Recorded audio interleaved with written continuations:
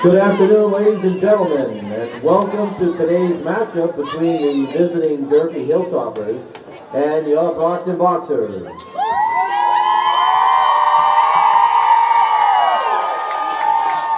Brockton High School and the MIAA would like to take this opportunity to encourage you to display good sportsmanship. Please do your part by showing respect to everyone involved in today's contest. Please note that the use of any tobacco or vaping products, including electronic cigarettes or any burnable substance, is prohibited in the stadium and on school grounds. A friendly reminder that student athletes play the game, coaches coach, fans support their team, and officials manage the game and sometimes make calls you may not agree with. With that being said, inappropriate behavior, language, or verbal criticism of coaches, players, and officials will not be tolerated and may result in your removal from the stadium. For your convenience, restrooms are located under the bleachers on the press box side. We'd like to thank our sponsors for their support and generosity. They include the Government Auto Group, Teamsters Local 653, Woodward's Auto Spring Shop, Madison Food Group, Sign Design, Everett's Auto Parts, Evans Machine Company, Troy & Associates Real Estate, Jersey Mike's, and Copeland Auto Group.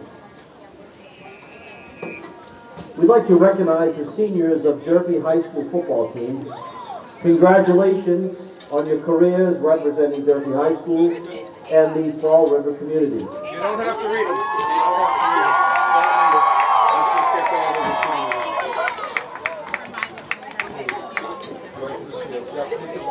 Today is Future Boxers Day, and it's our pleasure to welcome all our middle school students from the band and football teams. You are the future leaders of our beloved programs here at Brockton High School. Today is also homecoming day at DHS, and we'd like to welcome all our alumni back to Brockton Country. It's great to see you again. Now we'd like to introduce the seniors from our cheerleading squad. Your spirit and enthusiasm are what Boxer Nation is all about. Introducing seniors, Jennifer Dosis being escorted by her mother Caroline Roseman and her sisters Diana and Fabiola.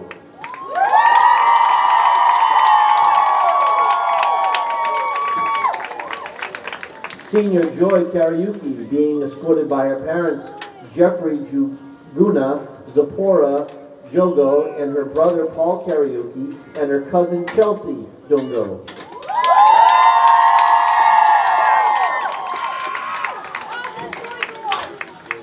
And lastly, senior Nevaeh Wilson being escorted by her mother Shakayla Wilson, her grandfather Frank Wilson, and her two best friends Skylar Wilson and Junalisi Pina Montero.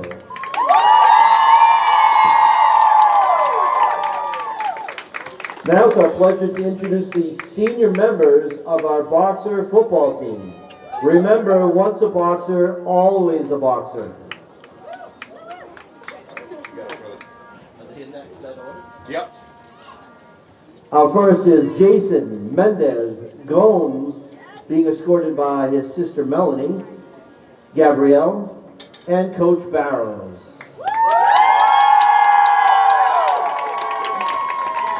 Next is Anthony T. Alves, being escorted by his mom Maria, his dad Antonio, and his sister Victoria. Next is Person Febria, being escorted by his dad Frankel, his mom Suzette, and his sister Anne and friend Jonathan.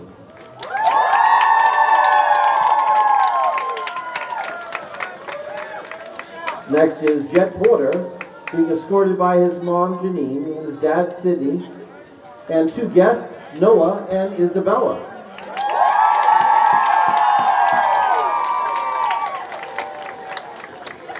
Next is Corey Pierre, being escorted by his mom Darlene and his brother Darwin.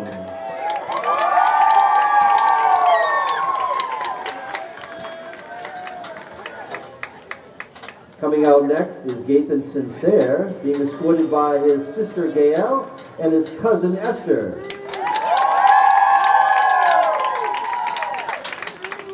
Next is Devin Rincher, being escorted by his mom Tatiana, his dad Jean, his sister Juventa, and his sister Ruth.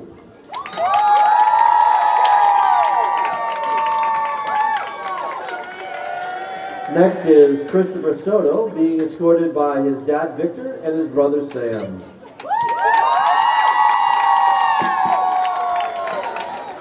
Next is Nazea DeVirgil, being escorted by his grandfather Santiago.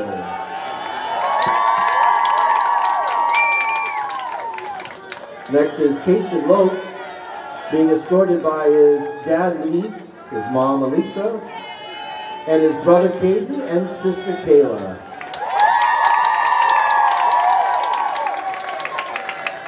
Next is Omar Valdez, being escorted by his dad Jamie, his mom Esmeralda, and his sisters Bella and Veronica. Next is Emmanuel Kruma, being escorted by his dad Emmanuel, his mom Kate, and his sister Indosia.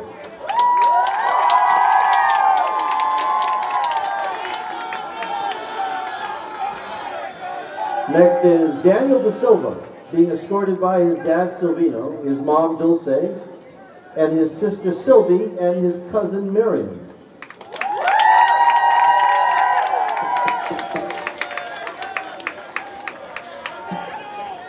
Next is Cashadas Patway, being escorted by his mom Brandy, his aunt Kim, and his cousins Deandra and Tiana.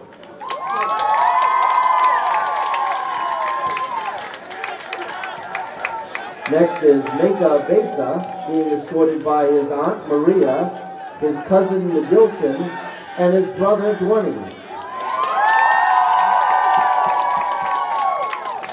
Next is Malik Dorville, being escorted by his mom Miriam, his brother Daniel, his sister Raylani, and his god sister Sihan. Next is Martin Brandau, being escorted by his cousins Jelson, Carla, Cassie, and Carlene. Next is Nathan Jean-Philippe, being escorted by his mom Mikhail, his brother Sean, and his brother Sheldon. Next is Casey Rhodes, being escorted by his mom Lucia, his dad Andre, his grandparents Audrey and Leo. Next is Robert Moyes, being escorted by his dad Rob and his mom Tia.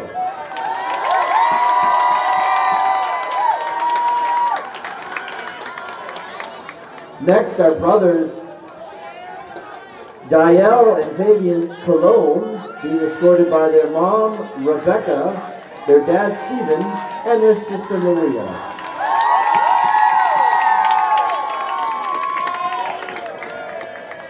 And lastly, Jared Mighty, being escorted by his mom Teresa, his dad Mayomi, and his sister Jasmine.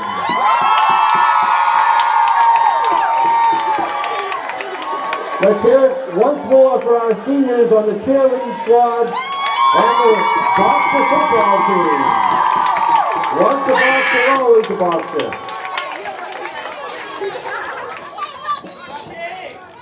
We will be introducing the marching band seniors at halftime.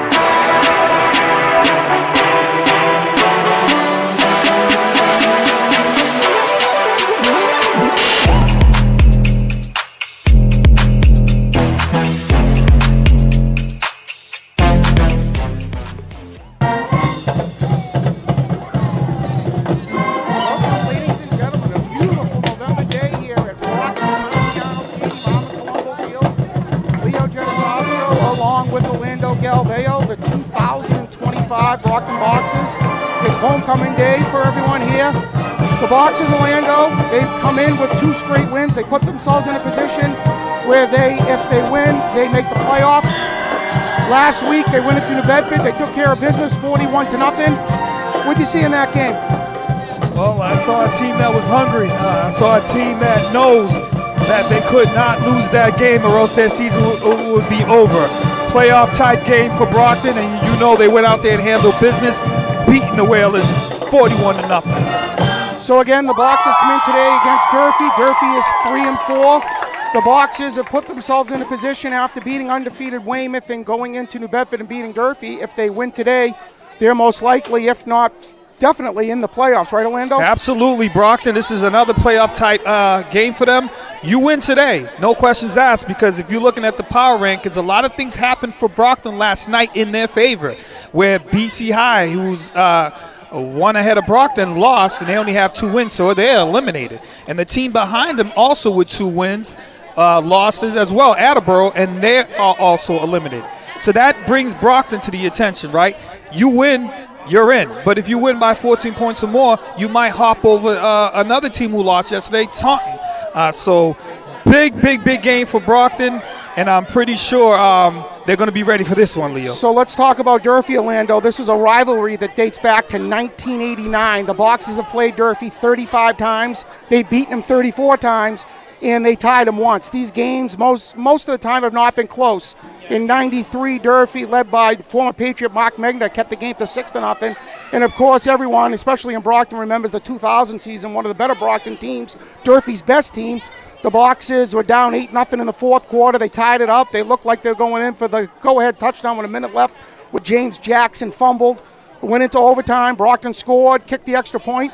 Durfee scored, elected to go for the extra point to tie the game instead of for the win, but that gave Durfee a chance to go to the Super Bowl, where they inevitably lost. Over the last 25 years, really not a lot of close games, up until the last few years, where Durfee's had a couple games where they've had the ball with a chance to win late in the game. And what you just said was great, but let me tell you something right now. None of that happens today, because I was on the field talking to the Durfee coaches.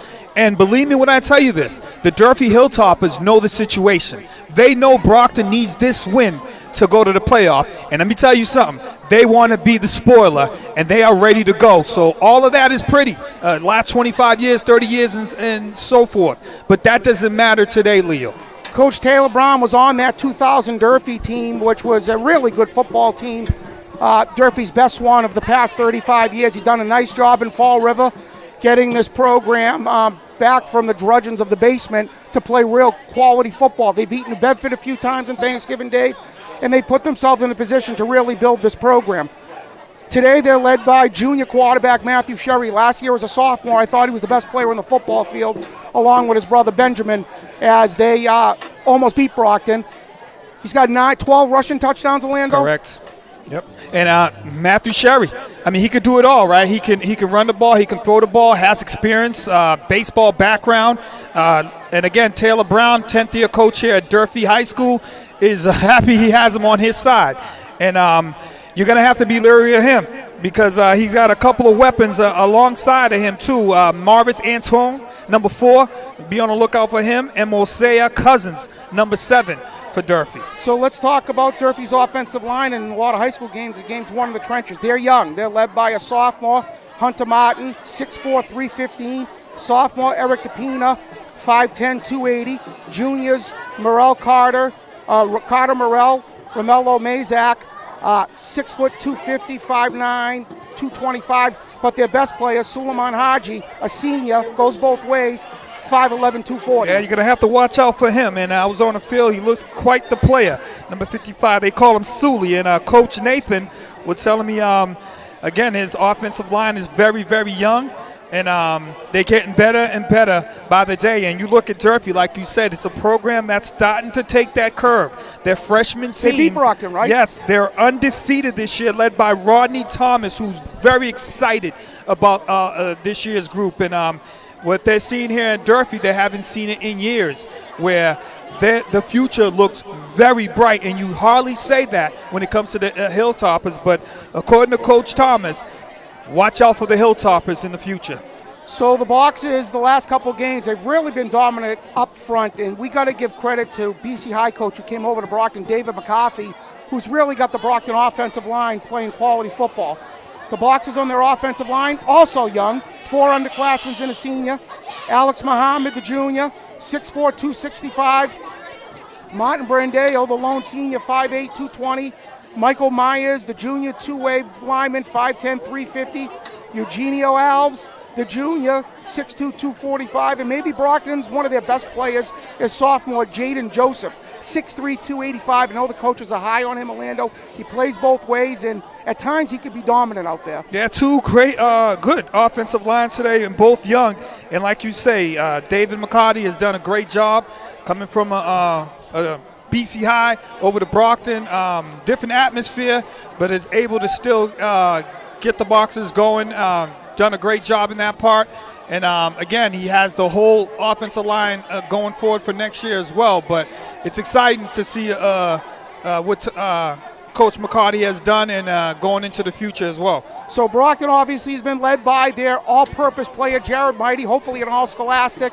He has been Brockton's best player both ways. He's electric out there. He's a great athlete. Defensively, he's a safety, comes up and he's one of the leading tacklers. Offensively, Orlando, you can give him the ball just about anywhere. If he gets into the open, there's a few kids in the state that can catch him. Yeah, Jared Mighty, you can use him anywhere. A great defensive player as well. You can use him in the slot. You can use him at running back. You can use him at wide receiver. He just gets the job done. And like you said, Leo, Jared Mighty, very mighty, one of the better players here in the state of Massachusetts, without no doubt. So Brockton's running backs have led by a few underclassmen who have scored touchdown in bunches. Junior Ladanius Blue, Junior C.J. Tyler, both got into the end zone last week. And let's not forget about the seniors, Casey Rhodes, Orlando. The Brockton running backs have played quality football. Yeah, Casey Rhodes is actually back today. He hasn't played a single game. He's Brockton's actually was supposed to be Brockton's second string running back, because you know about Christopher Soto, who they lost for the year. The reasons why the guys you name has even got the opportunities, unfortunately, is because of the injuries from the guys that are ahead of him. But they have done a great job, as you said, Leo.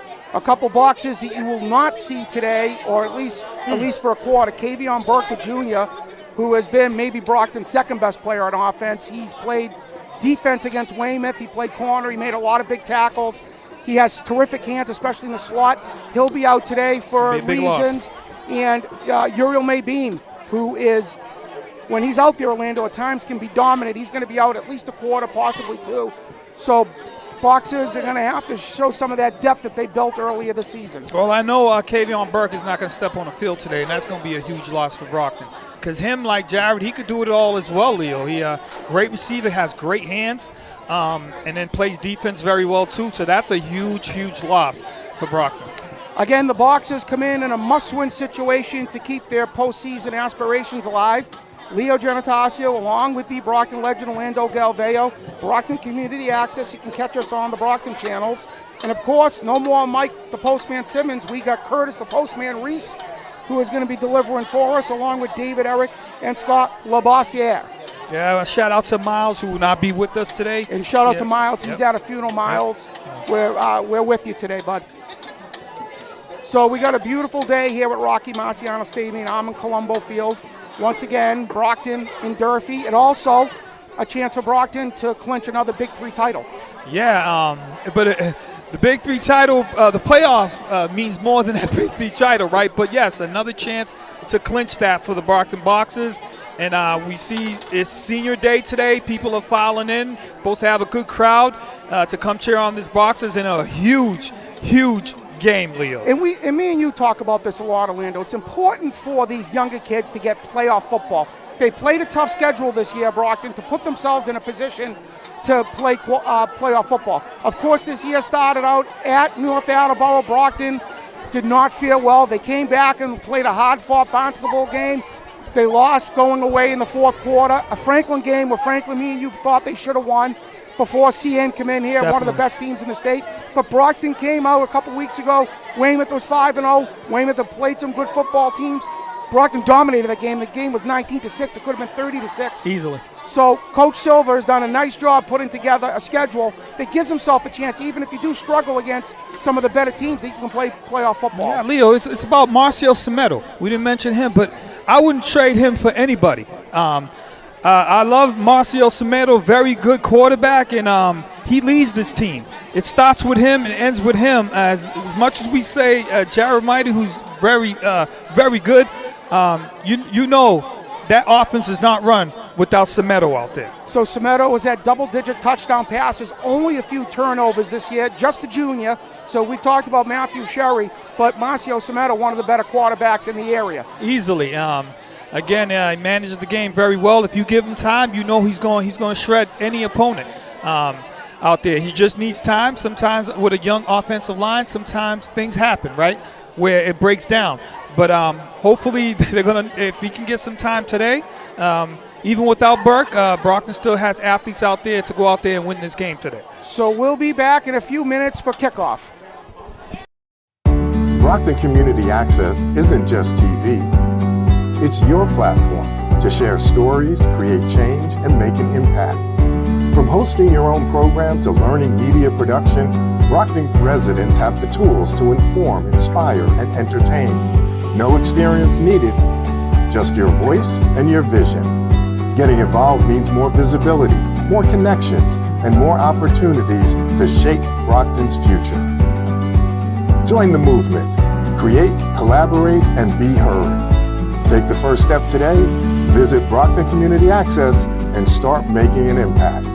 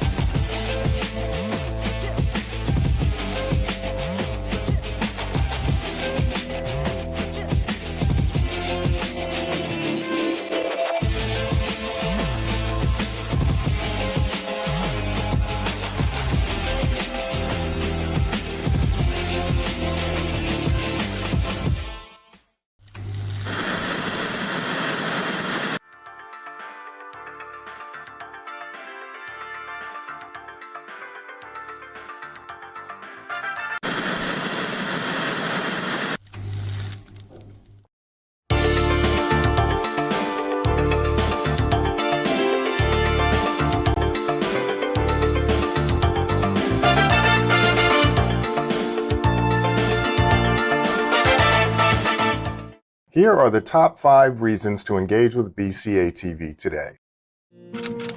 Share your stories, opinions, and creative content on a platform that targets local viewers. Access free media resources to produce high-quality content. Training programs that empower you with valuable media skills. Live access to city council meetings and public affairs programming. Inform local audiences to build stronger community connections. Tell your story. Get involved today.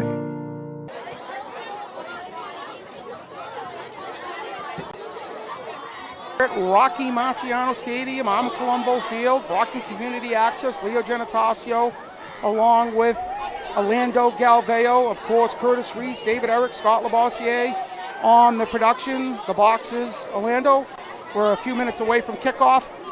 So what happened last night in the out-of-state scoreboard that did help Brockton? Well, BC High losing helped them. They were lost to St. John's of Shrewsbury 31-0. Attleboro went up against a juggernaut in King Philip.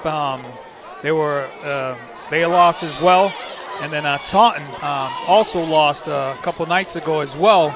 That helps Brockton. So that's what you would want as a Brockton fan. Those are the things that everything worked out. Yeah, where you could just win and get in.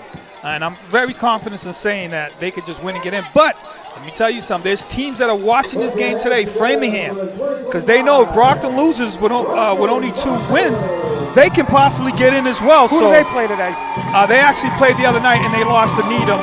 But they do have enough wins to get in. They do. In this game, I'm pretty sure they're watching right now, and they're probably big-time Durfee fans right now. Did Framingham play Durfee this season? Pretty sure yes, they did. Yes, okay. And Framingham was able to beat them.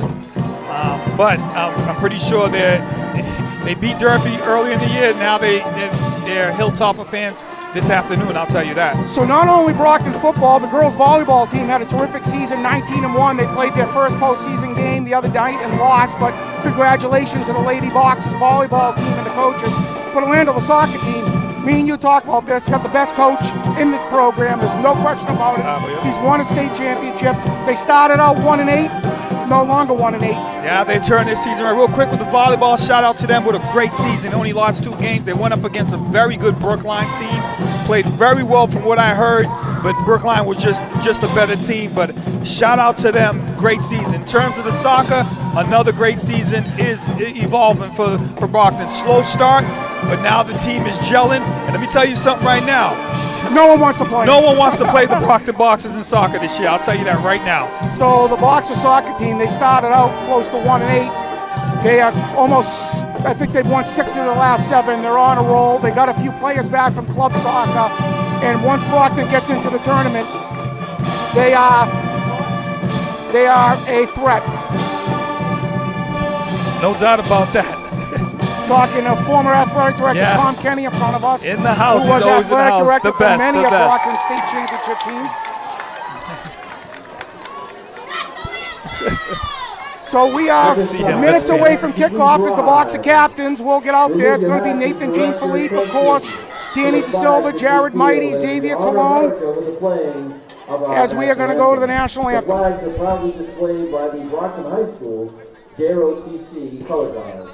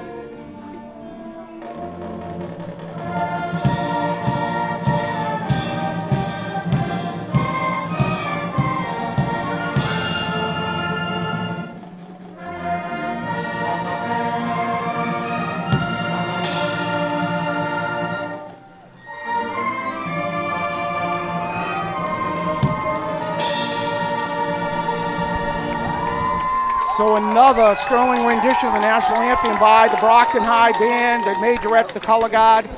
We are seconds away from kickoff.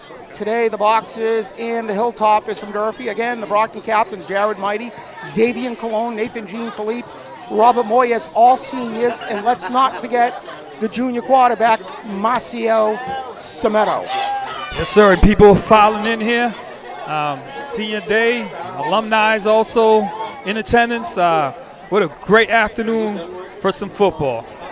So again, the Boxers are in desperate mode here today. If they want to play playoff football, a win is essential. Playing the Toppers, again, since 1989, 0-34-1. Durfee is against Brockton. But me and you talked to this at the beginning of the show. Durfee, under Coach Taylor Brown, they're heading in the right direction. We would not be stunned if there's some victories in the Durfee. Yeah, and I got one word for you, Leo, respect. You're the Brockton Boxers, you're going to have to respect your opponent today. All right, because they're going to, again, we always say this, right, this is 1988, right? You're going to have to go out there and play some football today. You can't start off slow. You give Durfee any momentum, they're going to take advantage of it. They're not a bad team. I'll tell you that right now. So 2 years ago, Durfee came in here when Brockton also needed to win to make the playoffs, and they were up at halftime. They were leading going into the fourth quarter before 2 late Brockton touchdowns won that game. We said this today might be the day. And last year, the Boxers jumped out to a 28-7 lead. Orlando texted me and goes, "This game's not over." And 10 minutes later, it was 28-21. Matthew Sherry had the ball at the Brockton 10-yard line, and the Boxers were able to get a stop and secure a win and a postseason berth. Yeah, hit his brother for a long touchdown, and Durfee actually had the ball with a chance to go and tie it. So again, you're going to have to be very leery of this team because talking to their coaches, they are ready. They came down Route 24 today, not just to show up, but to play and win this game and hopefully spoil Brockton's playoff chances. So the Durfee captains, of course, junior quarterback Matthew Sherry, senior Joe Moshella, and of course we talked about him, Suli Haji, the two-way center nose tackle who could give Brockton fits today. Yeah, he goes both ways, and he's according to the coaches, he's an absolute beast, and he looks like quite the player too. So you're gonna have to watch out for big number 55. So the Boxers won the toss. They accept the football. Okay. Instead of deferring, the Boxers will get the ball on the north end of the end zone. Durfee, with a slight breeze, will be kicking from the south end, of course, as we are seconds away from football. I like that. Take the ball, march down the field, get an opening statement, and you got to start it off right from the get-go. I like that they're going to take the ball. Can't ask for better weather, Orlando. Yes, sir. So, again, Leo Genitacio, Orlando Galveo, Brockton Community Access, David Eric, Curtis Reese, Scott Labossiere. You can catch us on the Brockton channels. Again, the Boxers will receive the opening kick. Derek Barrows, the offensive line coach, on the sidelines, Orlando. No, not up in the box like we've seen him in the past. Yeah. So some changes in the coaching too. Yeah, big back deep for Brockton's going to be Jared Mighty. So again, like Leo says, beautiful skies up ahead, 55, a little brisky, that football weather that you want. And Brockton's ready to go in a big game against Durfee. And now, for all the play-by-play, the voice of the Brockton Boxer football, Leo Genitacio. So Matthew Sherry will be doing the kicking deep for Brockton. It looks like we're going to have, of course, Jared Mighty, but along with him is going to be Casey Rhodes. Again, Kavion Burke, usually back deep with him, will not be playing today. Hopefully we see him again next week here. Upland looks like you're going to have Robert Moyes, the sophomore Quinton Montero, and here we are. Let's go.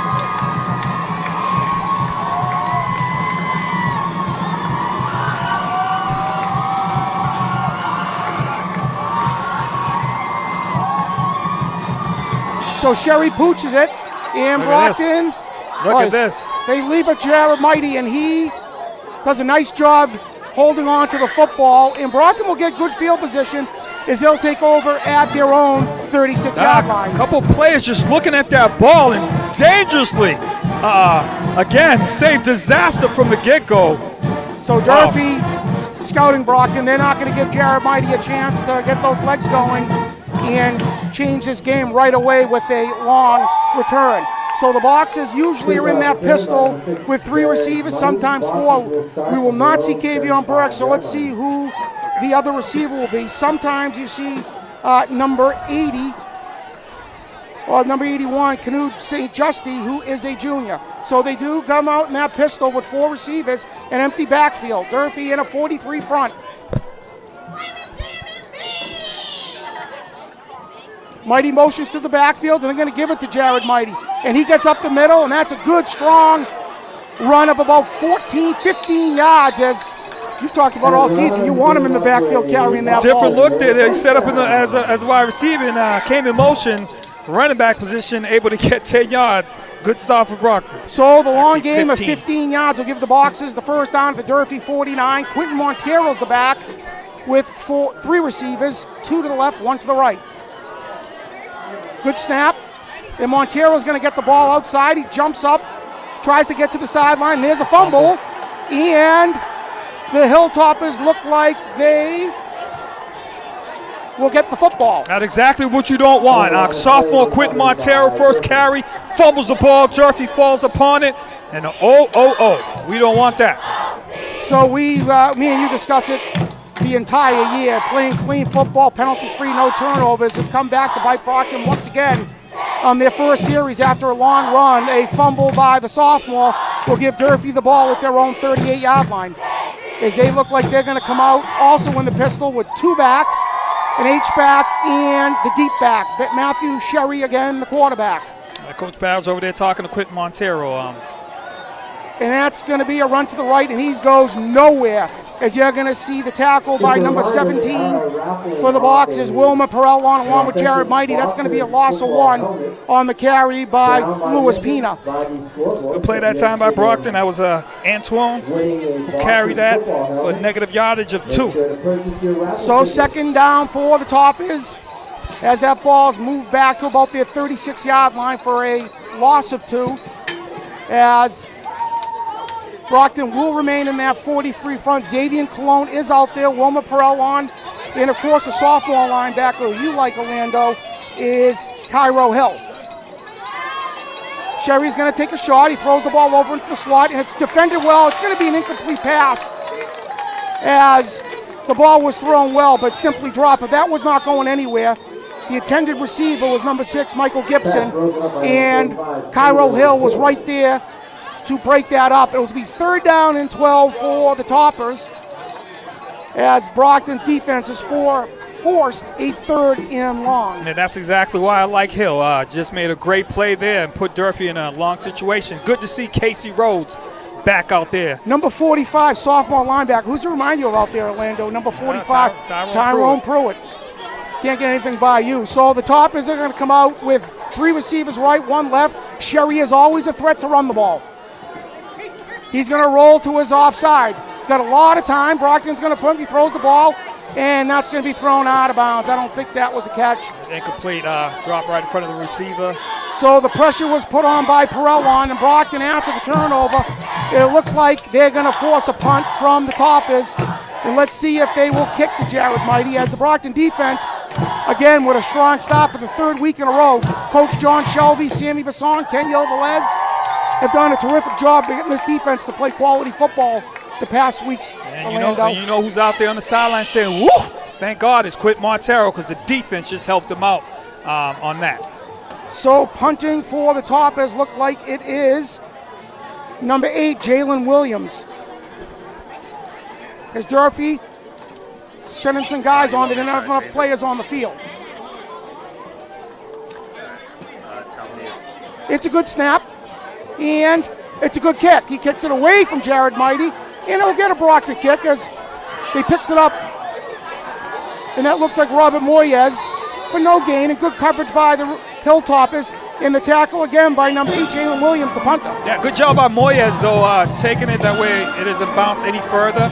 And another, fair starting position for the Brockton Boxers. So 10 minutes, 13 seconds left. Brockton, on their opening drive, had a first down, then a fumble. They're going to get the ball back after forcing a 3-and-out, as we will see the junior Lourdes Blue in there. 2 receivers right, 1 to the left. Marcio Semedo in the pistol. And that's going to be Casey Rhodes. Oh, not C.J. Tyler, I apologize. And that will be a gain of about 5. Good run. No, that is C.J. Tyler. C.J. Tyler, I apologize. All the different running backs, Orlando. Brockton gets out there. So C.J., the junior, with a 5-yard run. On second down, the Boxers look like they're going to stay in that same formation with Danny DeSilva, the kicker, in the slot. It's going to be a penalty on Brockton. On Brockton. Guy moved. So another silly penalty for Brockton. Not what you want at the beginning of the game, but... So the 5-yard penalty will make this a 2nd and 10 for the Boxers. As we say hello to Paul Mraz, a Division I quarterback from the Boxers, former great Brockton player, 2010-11, played at University of Rhode Island. His nephew, Xavier and Dial Cologne. So the loss of 5 on the penalty will make this 2nd and 9.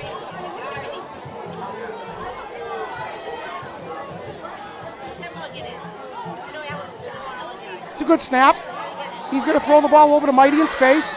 Jared gains about 7-8 yards. It's a good throw, and Jared, he does this really well. As soon as he catches that ball, he's able to burst into space without any hesitation. Yes, I wish he had a little bit more blocking, because he might have been out to the races, but a great positive.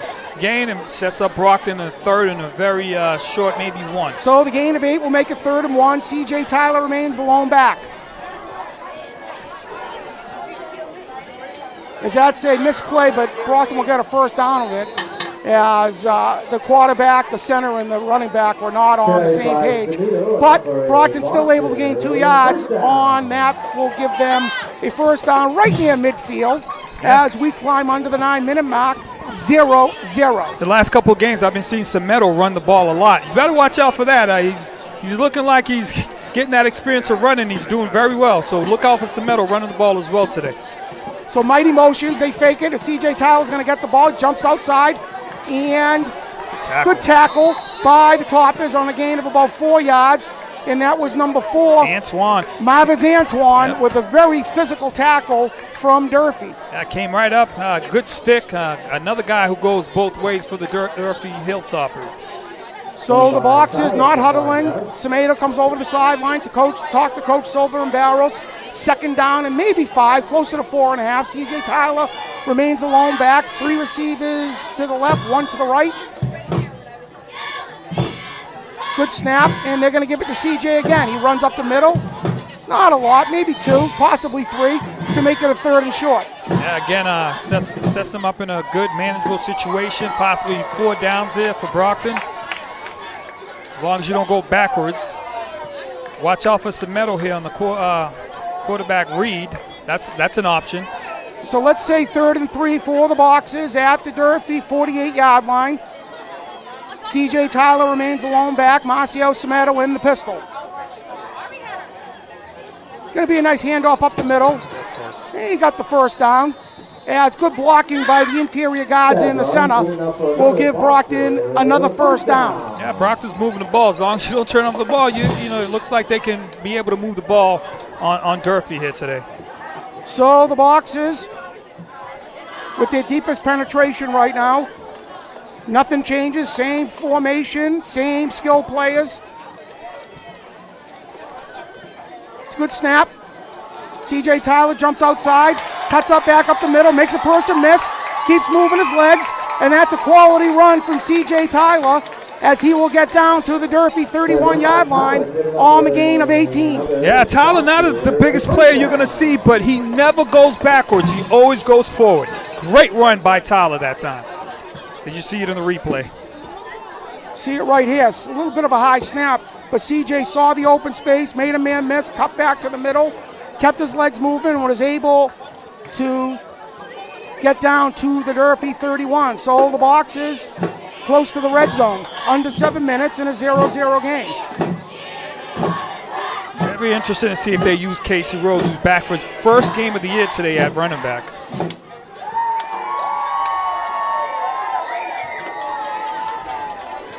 So it's a motion. It's going to be Jared Mighty. He cuts back up the middle, and that's going absolutely nowhere. That play hasn't worked all year, Leo. And again, that slow developing didn't look good from the start. And Lewis Pena on the tackle for the loss. Brockton will lose 4 there to make this a 2nd and 14.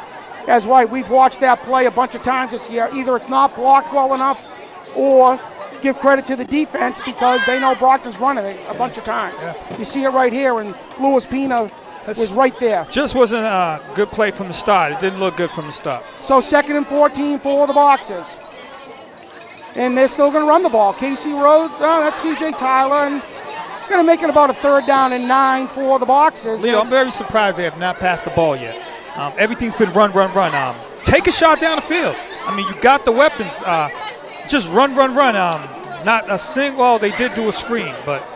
So 3rd down and 8 for the Boxers. It's going to be 4-down territory as they are close to the red zone. So let's see if Brockton can gain 4 or 5 here and then give themselves a position to make the 4th down. And that's going to be another 5-yard penalty. The center didn't snap the ball. Gotta hike the ball. Brockton's second mental mistake, as it's just inexcusable 9 games into the season. If you got a delayed count, you certainly can't jump offside with it.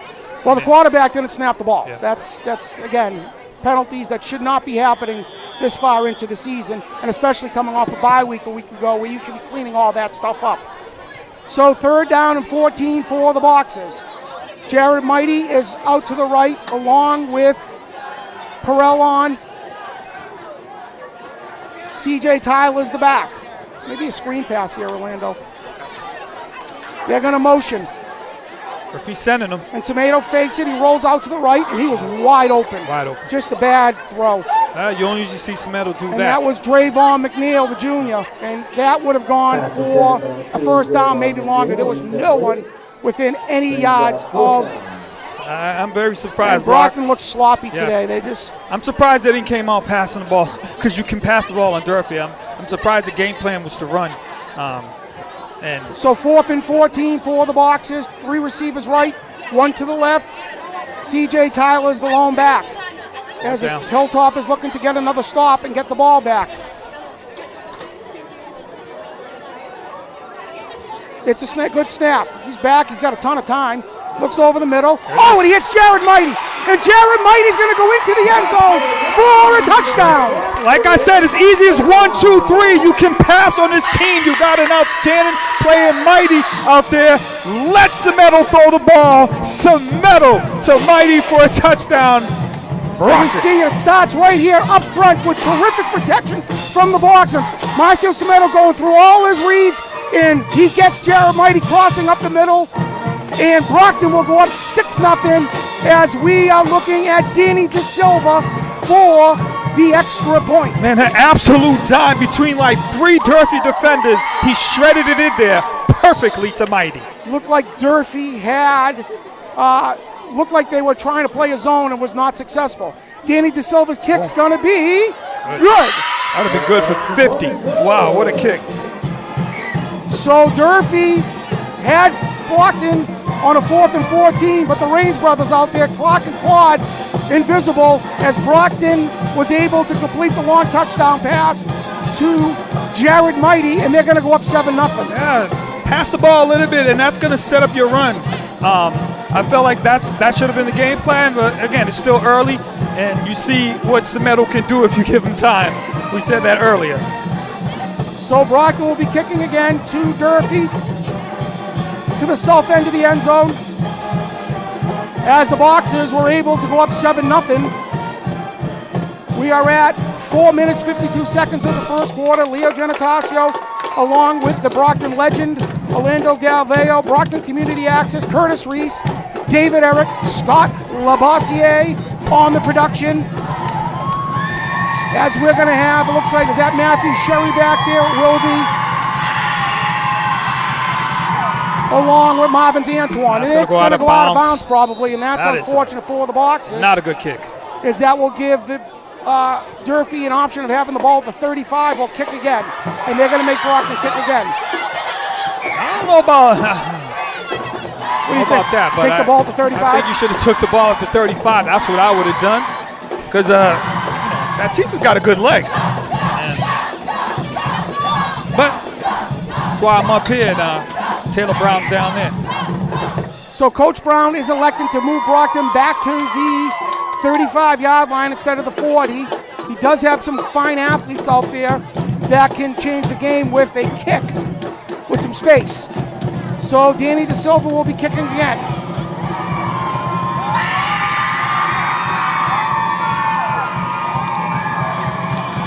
And it's a really good kick. Really, really good kick. And that's going to drive them all the way back to the 10.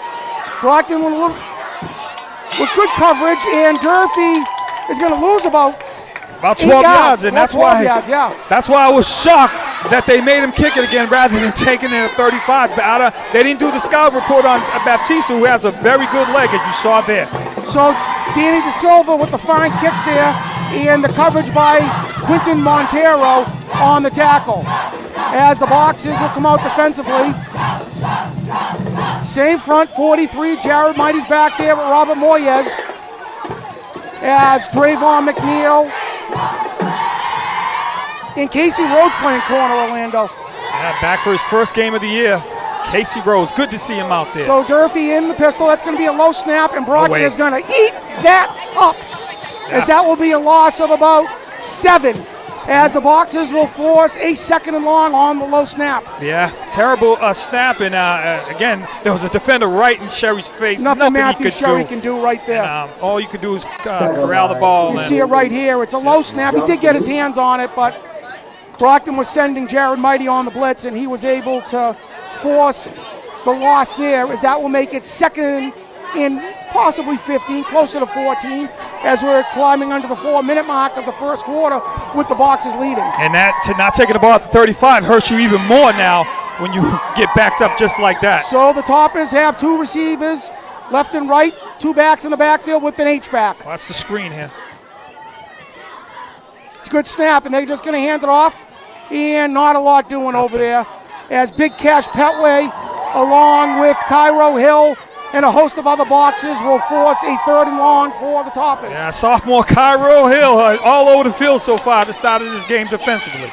Let's also give some credit right there to number 8, Robert Moyes, the senior, as we see number 95 coming in now for the Boxers, and that is senior Isaiah DeVirgil, who's going to add some muscle to that defensive line. So 3rd and 13 for the Toppers. Hasn't played a lot this year, I would say, that's a senior, so maybe they're giving him some time. Senior day today, he's getting a little limelight there. So Coach Silva going to get the seniors in there as much as he can. As Durfee is forced to throw here. Let's see if a screen pass.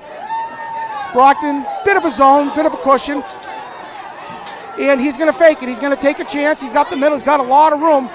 He's going to throw it across the middle. Oh, it's a terrific play by Robert Moyes. And that's going to be is that a flag that just came down? Which would be a terrible call, by the way. That was a great defensive play. Is he calling it for celebrating? He made it. I don't know what the call is, but that was just a great defensive play. There's no hand contact there.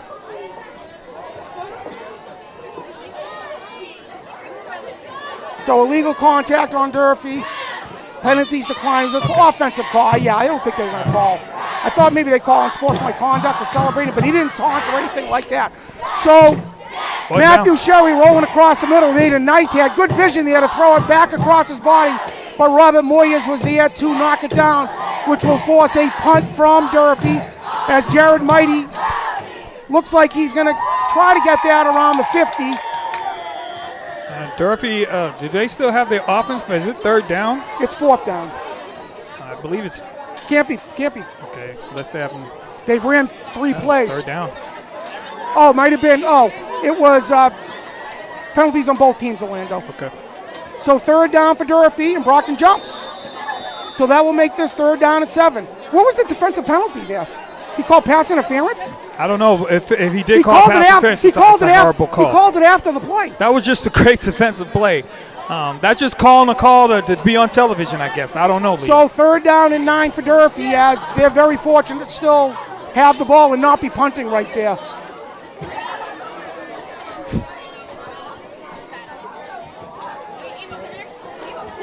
Well, refs aren't paid to throw flags. So 3rd down and 9 as Brockton has his 4th penalty of the first quarter. And let's see what Durfee on 3rd and long. Matthew Sherry has a terrific arm. He's a terrific athlete. He's capable of hurting you throwing the ball. He's capable of hurting you running the ball. Brockton remains in a bit of a zone with a huge cushion. As Durfee will call a timeout as they saw something they didn't like. So Boxers unfortunately not getting the ball back here. That penalty, offsetting penalties of illegal push and a defensive pass interference. Yeah, maybe he saw something we didn't. I guess he's on the field. He gets a bit of view of it, but I didn't see nothing. I just saw a great defensive play, and unfortunately, the call has been made. There's nothing you can do about it. It just go to 3rd down. Again, the Boxers up by 7. A long touchdown pass of 35 yards on 4th and 14 from Marcio Semedo to Jared Mighty. Durfee has yet to get a 1st down. They're going to come out and come right to the line of scrimmage. The Toppers come in at 3 and 4. The Boxers at 2 and 5. Brockton with a playoff berth on the line here. Got to clean up some of those penalties. How fitting you see Michael Myers out there for Halloween last night. Michael Myers running out there for the Brockton Boxers. Huge big number 57. Junior D-tackle guard. Terrific athletes, got great feet for a bigger guy. So 3 receivers right, 1 left. The boxes looking to get the ball back. So Sherry's going to roll out to the left this time. He has time. He's looking. He's going to head up the middle. He's going to try. Oh, he got hammered. Fumble and Brockton's. Absolutely hammered. Wow. And let's see. What are they calling I it? think they're going to call it 4th down. Wow, the ball did go out of bounds, but Sherry took a devastating hit, and he's okay. But wow. He got absolutely drilled. I think that was Casey Rhodes. I think it was Xavier and Colombo. Let's see if we can get that on, as that gain of 4 will force a punt here. Let's see right here. Wow. 4th down. Because we're not going to get that. Yeah, we have it right here. Curtis is right on top of it. You see him rolling out. Let's see what the hit was. Going out there very lackadaisical, and then That's Xavier and Cologne. Absolutely tattooed him. So it's a punting situation, and it's a terrific punt. Watch out, Jared Jared. Mighty's going to have a chance. He's going to head up the middle. He's got a little bit of space. Heads down the sideline, and it's a terrific return, which will get to the Durfee 39-yard line. that's why Jared's so lethal. Always giving you positive yardage. And again, Brockton's in position to go up 2 scores here in the first quarter after a slow start. They're going to miss him next year, Orlando. Yes, they are. So the Boxers will take over at their own 39 after the fine punt return by Jared Mighty. Marcio Semedo comes in, and looks like we're going to have 2 receivers. Casey Rhodes going to be in the slot. The lone back will be C.J. Tyler. We haven't seen Lourdes Blue, Orlando, who's been maybe their most effective runner this year. Yet to see him on the field yet. So it's a good snap, and Casey's going to get the ball. He heads up the middle, and a terrific tackle by number 1, Luis Pina. Yeah, along with number 10 as well for Durfee. Boy, oh boy, Tavian oh boy. Rodriguez, the 2 linebackers from Durfee, said, not this way. I'm having none of that. That was a great stick. So Back-to-back good sticks, huh, Leo? So the gain of 2 for the Boxers will make it 2nd and 8. We're under 2 minutes in the first quarter. The Boxers lead by 7.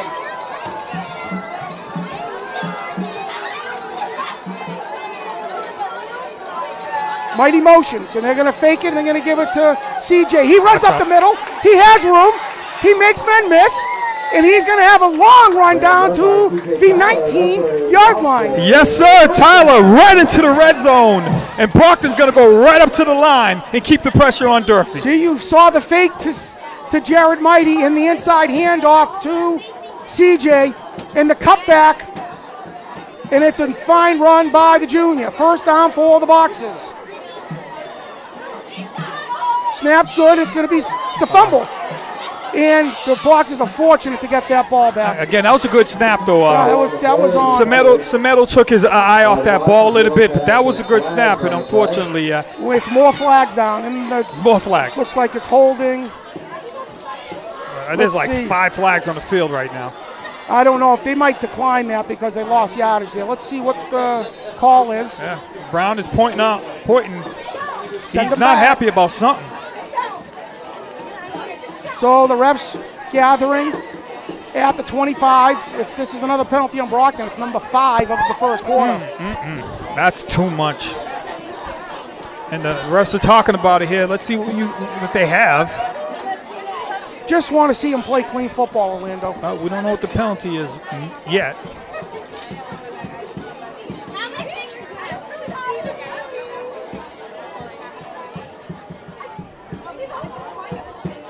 So let's see.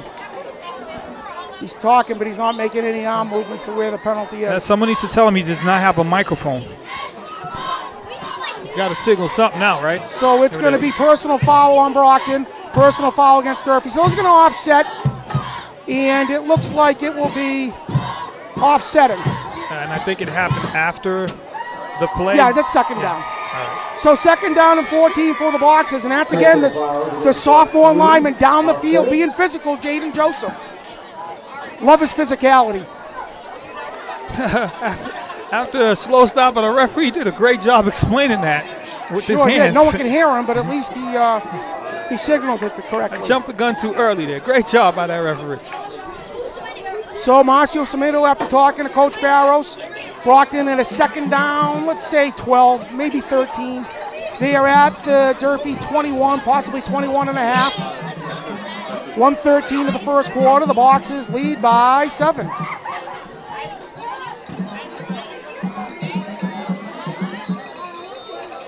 The ref, they're stopping. They're saying it should be second down, and they're correct. So that's what the referee's saying. He's pointing. He said second down, and he's correct. The penalties came after the play. Yep. Is what the referee's saying. So the clock's going to start. Because of the dead ball, the clock should be starting right there now. It's a change in the rules. It's a good snap, and it's going to be a handoff to Casey Rhodes again. Jumps up the middle, makes a man miss, keeps the legs moving. He's down to the 1-yard line, and that's going to be C.J. Tyler again. Yeah, exploding through that hole right up the middle. Just missed the touchdown. I'm pretty sure they're gonna feed him again after that effort right there by Tyler. Terrific job up front by the Brockton center and guard, Brandeo, Michael Myers, and Jaden Joseph. As CJ looks like he got knocked on his wrist right there. He's holding that arm. You don't want that. You don't want that. And he is holding that wrist. Oof. So let's see if we see. No, we're going to see Quentin Montero. That does not look good with C.J. Tyler. You can't afford to lose him. So hopefully just a stinger. As the Boxers are going to go under center. Let's see if we have a sneak here from Semedo as they go under that big center and guards. They motion and they're going to fake it. He's going to go in the end zone for the touchdown. And that's going to be Marciano Semedo on the 2-yard keeper as the Boxers go up 13-0. Yeah, easy for Semedo. Not even touched. And the most important thing, though, C.J. Tyler, let's make sure he's all right. He's had himself a good day so far, over 50 yards rushing. Hopefully it's just a stinger as he is talking to the trainer. As Danny DeSilva will come on for the extra point, the Boxers, with 19 seconds left in the first quarter, are going to go up possibly by 2 touchdowns. Yeah, they wouldn't have thought that from the start of this game. But to go up 14-0 in the first quarter, man, I'll take that. So, again, Danny DeSilva. And that's going to be an offsides. We'll see if Brockton makes him pay and goes. Makes him go and goes for 2. I would certainly go for 2. Get some metal in there. Do the same play you did for the touchdown. If that's on Durfee. Coach Silva's going to think about it. Let's see, that ball gets moved to the 1.5. He's talking it over with Coach McCarthy, and I think they're still kicking the ball. I would have went for it too, Orlando. I would have went for the 2 points. Every time you have a penalty like that, you have the 1-yard line. I think it's mandatory you do it, isn't it? You assume, most teams do. So no, Coach Silva's going to elect the extra point. The snap's down. The kick is good. So Marciano Semedo, 2-yard touchdown run, will push this out to a 14-0 lead with 19 seconds left in the first quarter. Yeah, again, I repeat, after a slow start, Brockton able to gather themselves under control, and then now they're not messing around. They're taking it right to Durfee offensively. And it starts again with that defense led by John Shelby, the defensive coordinator, Sam Basson, Kenya Velez, and some of the other guys there. If I'm missing you out, I apologize. You guys have done a terrific job, along with head coach Silva, getting this defense to play more physical, Orlando. Yeah, now we'll see what Durfee's going to do offensively, right? You're going to have to open it up a bit. Open it up, try to pass the ball, and right now they haven't been able to do that. I haven't seen really much of a passing game early from the Durfee Hiltoppers. So it will be Danny DeSilva kicking. Durfee has Matthew Sherry back there, along with Michael Gibson. What is going on here?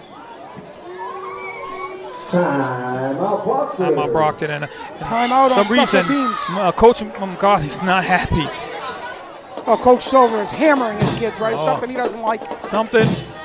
So one thing you can say about Coach Silva, not lacking in discipline. Yeah. Holding kids accountable, whether it's late for a practice, not having your progress reports done, he will hold you accountable. So he's over on the sidelines, lighting into his team. Not happy with either the effort or some of the behavior maybe he's seeing on the sideline. So Brockton heads back out for the kick. 19 seconds of the first quarter. Again, the box is coming in a must-win situation for the playoffs. Yeah, he got the messages for players. Look like they did. They ran out there, and he was not happy. Again, another player coming on late. That got to drive the coaches crazy. Did not know that you're out there. So, Danny De Silva, once again, lined up for the third time to kick.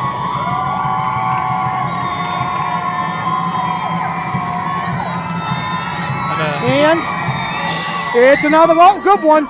And that looks like it is going to bounce into the end zone. So a touchback for the Boxers will give the Toppers a first down at their own 20. And again, we keep focusing on Tyler there. The trainer's working on him. Good to see the shoulder pads not off, though. Yeah. The shoulder pads are off. That means possibly he's coming out, but the shoulder pads remain on. Hopefully just maybe a sting or a contusion, and the junior will be back in the game. So 19 seconds left. Matthew Sherry coming out. The Boxers remain in that same front. It's a 43 front with Moyes and Mighty back deep. Drayvon McNeil.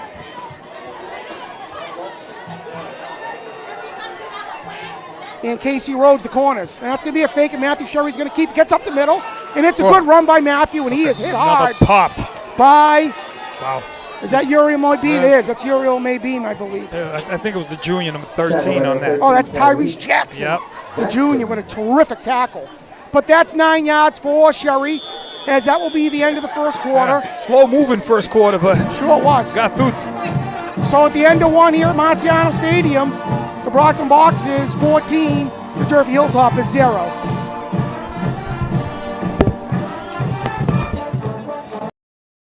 Brockton Community Access isn't just TV. It's your platform to share stories, create change, and make an impact. From hosting your own program to learning media production, Brockton residents have the tools to inform, inspire, and entertain.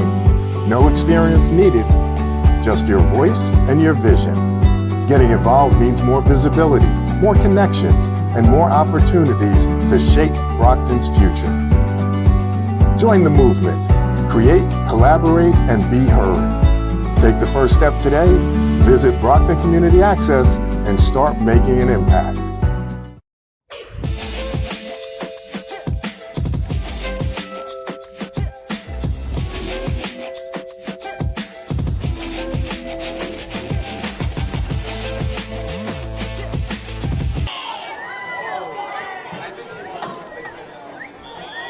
So back here, Rocky Marciano Stadium, 2nd and 1 for Durfee on a 9-yard keeper by Matthew Sherry.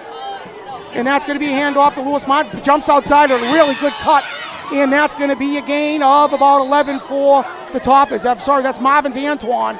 As the first down will move the ball to the 37-yard line. Yeah, holding the ball very shaky there. Was able to hold on to that, avoiding a fumble, but good pickup, Antoine.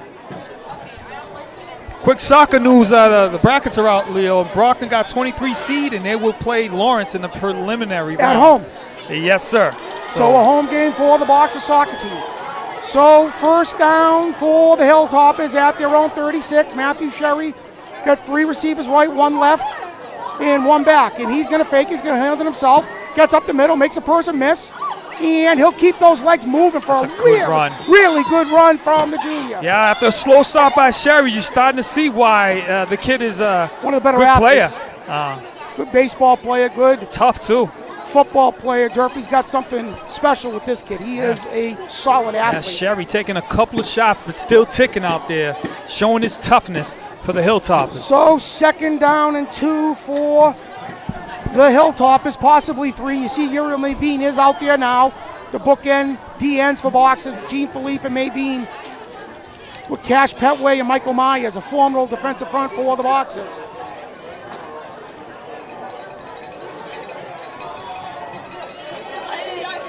As that's going to be a snap, it's going to be a fake and a throw over, and Brockton does a nice job reading that out as the pitch was. Didn't fool anyone, and that's a tackle by number 5, Maisha Baisa, the senior. That will force a 3rd and probably 4, as the option did not fool the Boxers. They might have lost a couple of yards as well. Slow developing option. And late pitch by Sherry, and Antoine got hammered again. So Matthew Sherry gets the call, 3rd down and 4 for the Brockers. The Boxers, they're trying to get the ball back and possibly take a 3-score lead. Durfee playing a lot of guys both ways. Yeah, trying to slow things down right now is Durfee. So Brockton tightens up the coverage a little bit on the left here, and that's going to be Matthew Sherry's going to keep it. He gets the outside, a lot of room there, and he will not get it. He's going to be short by a yard as Brockton closed that quickly, and that was number 17, Wilmer Perrellon, the senior, as he'll force the 4th and 1. And I don't know, Durfee may go for this. They may go for this. It looked like he was going to get the first down, and again, the junior. Good speed by the Boxer D end. Close it out very quick. Jean Philippe and Perlon over there, as Taylor Brown's going to call a timeout and talk about it. Doesn't want to give Brockton the ball back at the 47.5 here. But I expect him to. You got to go for it. I expect him to go for it. Midfield, short yard situation. You're already down 14-0. You're gonna have to go for this and make it if you're Coach Taylor. When's the soccer game, William? Did they give you a date on that yet? There's no date yet. You know, the probably bracket Tuesday? just came out. I'm assuming Tuesday. Right here, Rocky Marciano probably on the call, Leo. So me and you will be here along with Curtis and the team to cover Brockton High playoff soccer, our first one of the season. And again, Coach Furtado has done a great job. I talked to him at times, and very excited. He's got himself a program, doesn't he? He's got himself a solid program. He's been a state champion. He's been to the Final Four, the Final 8, wins playoff games. Teams always get better. A lot of people say he might be the best coach in this school. That's how much respect he has. Not going to get a lot of arguments from people. So 4th down and 1 for Durfee. They bring a big fullback in there as they're going to remain in the pistol. I expect Matthew Sherry to keep this ball. Absolutely. He's definitely keeping this ball. There's no doubt about that. Maybe they're going to try to draw him. And they keep it, and he's going to get it. So, good play call. Yeah, that looked like they was going to shotgun. Came in, took it under snap. Able to get the first down like we expected, Sherry. So the first down near midfield will move the sticks for the Toppers. As Brockton will move some of those bigger D tackles out, bring some of their more agile athletes in, as Matthew Sherry starting to give Brockton some problems. Yeah, a couple of first downs in a row. Durfee slowing things down to try to get on the board here.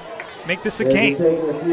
So Durfee looking for a winning season, a win today and a win against New Bedford. They are looking at a winning season. So they're going to motion, they're going to hand it to him in motion. He cuts it back inside, and that's Wilmer Perrellon, the junior, once again. And like you said, Perrell, let me tell you something. This guy's going to be a beast, number 17. I liked him as a sophomore. He's now a junior, and he's getting better and better each game. So no gain there will force a 2nd and 10 for the Hilltoppers. As you see it right here, as Brockton kept their lanes, no over pursuing. Perrellon, along with, it looked like Uriel Maybeen, will force the 2nd down and long. Another guy back, Perrellon, for the Boxers next year. Along with Maybeen. Remember that name. So the Hilltoppers will go 3 to the right, 1 to the left with 1 back. It's a good snap, and he's going to keep it, Sherry. Gets up the middle, and it's a good solid run, and a nice tackle by, and that's Perrellon again. It will force a 3rd and about 7 for Durfee, as Matthew Sherry was keeping that student body righteous. Quarterback get the ball, jump to the right. The offense goes around him, and then right now he's making it happen. 3rd down and 7, depending on what they get here, could be 4 downs, Leo. So Durfee trying to use up as much of the clock as they can, try to keep this close.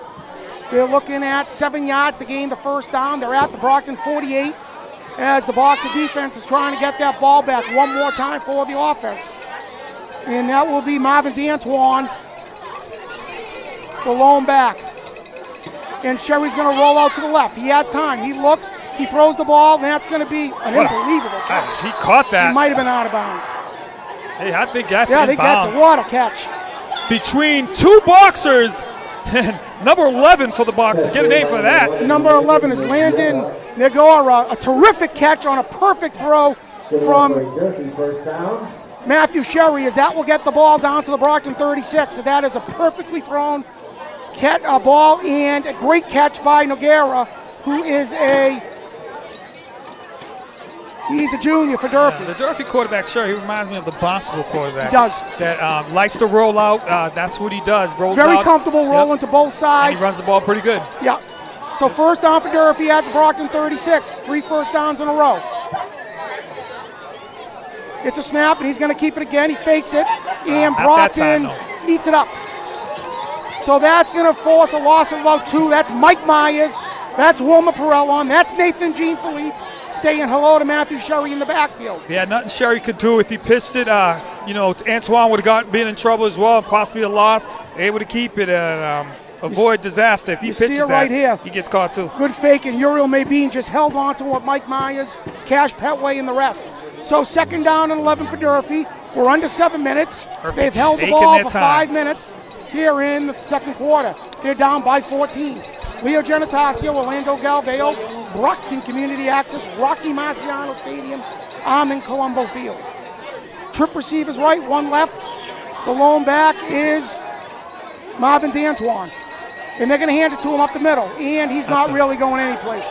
And that's going to be, once again, the Brockton defense led by Xavier Colon, Wilmer Perellon, and a cast of others. Ken Perellon on the tackle. I know it's not senior day for him, but he's sure playing like it's his last game. Boy, oh boy. So the Boxers will force a 3rd and 12. This may be 4-down territory no matter what for the Toppers. You're going to have to pass the ball now. Watch for the rollout. Sherry likes to do that. Watch for the rollout, and hopefully Brockton's spying that. I don't think he's going to stand in the pocket and throw the ball, Leo. No, he hasn't yet. So his favorite side is roll to the left. When he rolls to the right, he's been running the ball. Antoine's going to go in motion. They got 1 back. He's going to roll to the left. He stays in the pocket. It's going to be a screen pass. It's a really good call, but nothing doing. Wilmer Perellon, once again, the junior, just sniffed it out. All over the field, the junior Perellon. Man, oh man, oh man. And Durfee's in a situation where you would assume they have to punt the ball. You won't go for it, will you? They're 4th going and for 11? 4th and 11. They got their offense on the field. Coach Taylor Brown, again, I believe he was that Durfee quarterback in 2000 when they tied Brockton. He's a terrific athlete. He's a good football player. Coach. Really good coach. 4th down for Durfee. Watch the pooch 4th kick and here. 11. Could be a pooch kick. He's going to fake it. He's got time. He's going to look. Runs up the middle. If he makes a man miss, he may get the 1st down. He will! Oh, he's close. I think he's just going to be a yard short, but it's a really good run. He's got the 1st down, and that's terrible that time. Yeah, that's poor defense by Brockton. That's just a broken play. You gave a 1st down on 4th and 11. Absolutely unacceptable right there. That's just bad. So Matthew Sherry making something happen on 4th and 11 as Brockton. You see it here. Yeah, it's just too much arm tackling. Missed tackle there by Casey. That's Drayvon McNeil on the missed tackle. So 1st down for Durfee. And once again, that's going nowhere as we got a penalty flag down. 2 juniors, Mabine and Michael Myers in on a play. So we're going to get a holding call on Durfee.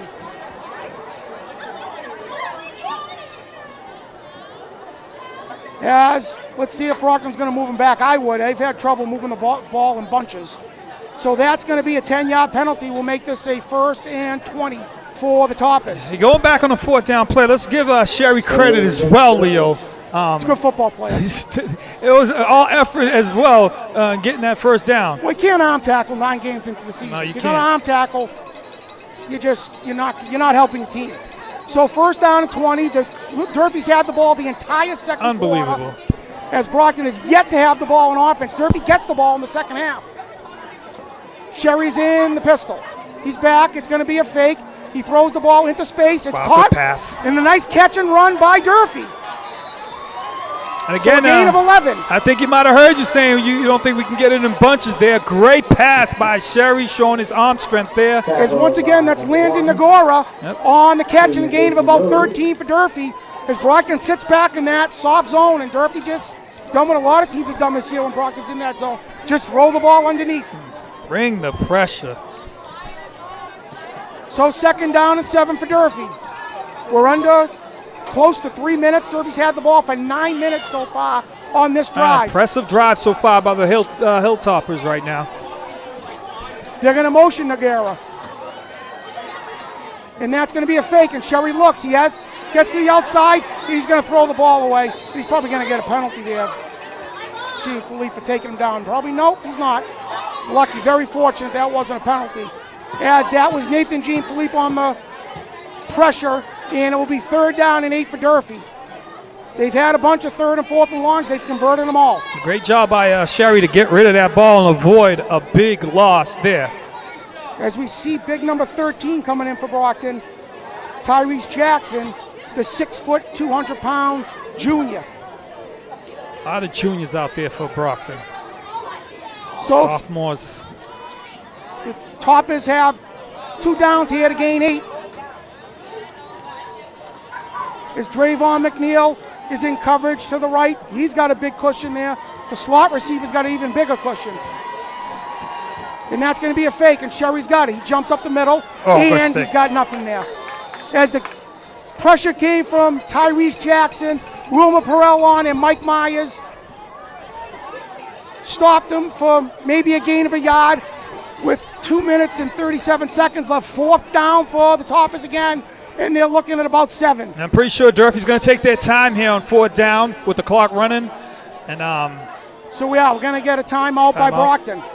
So smartly by Brockton, timeout, talk about it. You need to stop him here. The entire second quarter, Orlando, Durfee's had chances to, Brockton's had chances to get off the field. 4th and 13, a long run by Matthew Sherry on 3rd and 11, a perfect pass where Brockton was unable to stop him.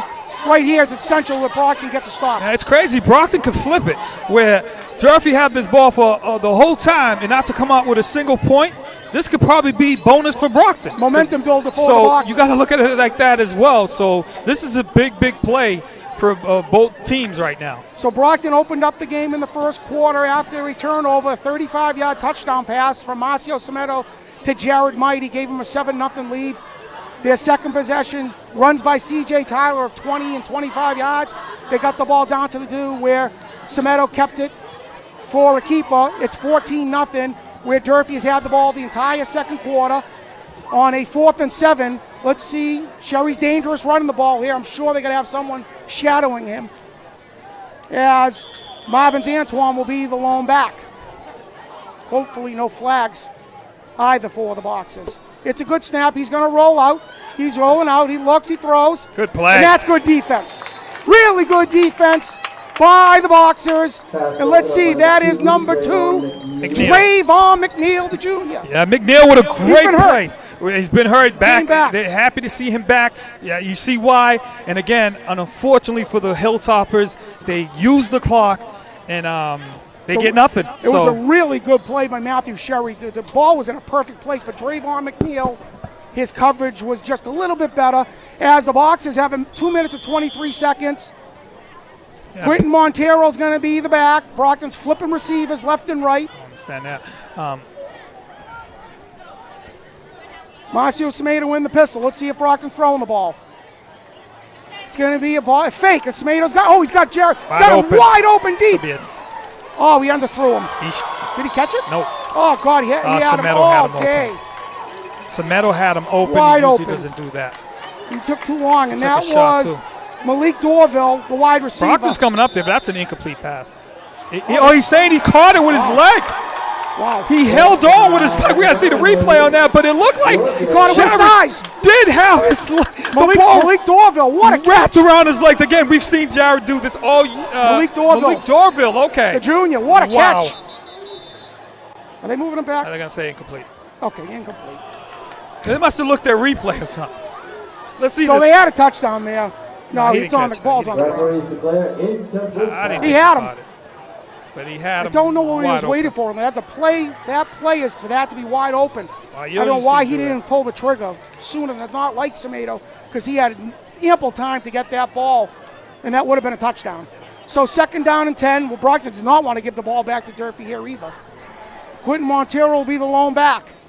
And it looks like Quentin Montero is going to be taking over now. Again, Tyler is hurt. Don't even see him out there, yeah. So I don't even see him out there, so that's not good for Brockton. So again, we don't see Lourdes Blue, the junior, who's been maybe Brockton's most efficient and best back when he's been out there. Again. Good snap. Tomatoes down. Not a lot of pressure. Throws the ball over there. Perfect. Perfect throw, catch. And that's going to be Jared Mighty for gain of all 12. You know, when Brockton's not throwing the ball, he's actually doing Durfee a favor. I mean, because this kid Tomato, as you can see, he can sling it. I'd like to see Brockton use the middle of the field a little, though. They tried there, and a little bit shorter routes, though. So the first down of a gain of 12 to Jared Mighty as the ball is at the Brockton 29. 2 minutes, 8 seconds left. Brockton up 14 as they're looking to put an exclamation point on this first half with another score. Even a field goal helps you here. Really forces Durfee out of their comfort zone of moving the ball slowly. Matthew Sherry keeping it. So the Boxers come out with 5 receivers, 5 wide, 3 to the right, 2 to the left, and let's see what we got here. And just to delay a game, just too long. I mean, you're taking too long to bring the play. The quarterback is running all the way to offensive court, and then just inexcusable stuff. It really is no inexcusable penalties. So that's Brockton's 7th penalty of the half, as that will be 1st and 15 for the Boxers. This is not. Well, the problem half the time is Orlando. This is supposed to be a 2-minute offense, they're right? not lined up correctly half the time. Their guys don't know where they're going. Marciano Smith spending 5-10 seconds lining guys up. So 1st and 15 for the Boxers. Snap is low, got time, looks, throws the ball into space, and they'll gain 5 yards. And that's going to be number 14 on the catch for the Boxers, Derek Exulis, the junior. Yeah, you got back to 5 yards, you lost. Another penalty, though, and we're going to get a hold on Brockton. That play took 1 second to develop. Holding there is just a silly penalty. I mean, it all starts off with getting the plays in. You got to be more crisp and getting the plays in. I mean, you're taking too long to bring in the plays. It's not playoff football. It's not playoff football. It's just too many penalties, too many mental mistakes. Yeah, a quick update. We got a score out of town. Very good game between CM and the Prep. 8-8 early there. So a game of the Catholic Conference Titans right there. CM number 1 in Division 2. St. John's Prep number 1 in Division 3. So 1st down and forever for the Boxers. 2nd down and forever as they're going backwards. Tomatoes back. It's going to be a blitz. He rolls out to the left.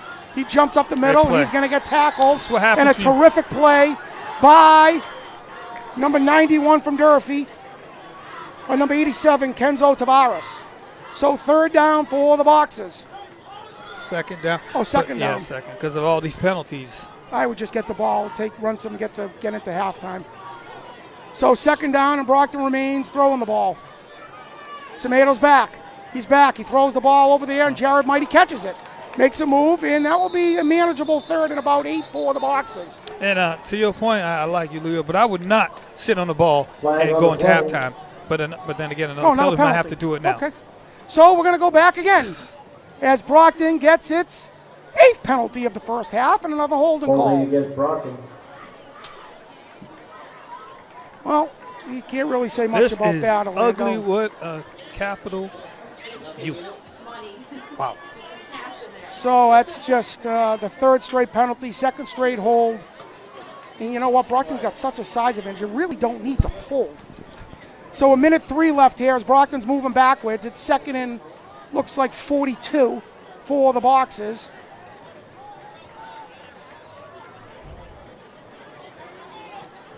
See what they do here, if they run the ball or they just keep passing it. Passing the game's been effective. Well, Durfee might get the ball back, a really good field position going in at halftime. Is they're going to hand it off to Quentin Montero, and he goes nowhere. So nice play by the Durfee Hiltoppers, and that's number 35 on the tackle, Jameer Mowat. And Durfee's going to use their timeouts. Smartly. If you have a white ticket, as this has been an ugly first half. Brockton's got a 2-score lead, but they're just superior athletically, Brockton, but they have not played good football here in the first half, even though we're up 14-0. Too many penalties. And it's just not just from this sequence. It's just we're not just looking at this. It's just the culmination of the season. Too many penalties. Yes. Not being lined up correctly. It's not even good the plays. enough. You cost yourself 5 yards. dead ball penalties, mental mistakes. On plays not getting in time. I mean, when you're backed up, it's gonna change your calling, right, for what you got to call on that previous play. So it's not good. So the Boxers are close to double-digit penalties here in the first half. They've had a week off of a bye week before the New Bedford game to clean stuff up. But, did they have a ton of penalties in New Bedford last week too, Orlando? Or New Bedford was just that bad? Did it make a difference? I wouldn't say New Bedford's that bad. I just say New Bedford is struggling right now. They're going through a rebuilding period. So 3rd down and 40 for Brockton. 53 seconds left here in the first quarter. The game is crawling to the half right now. And I'm sure Brockton will be handed off right here. And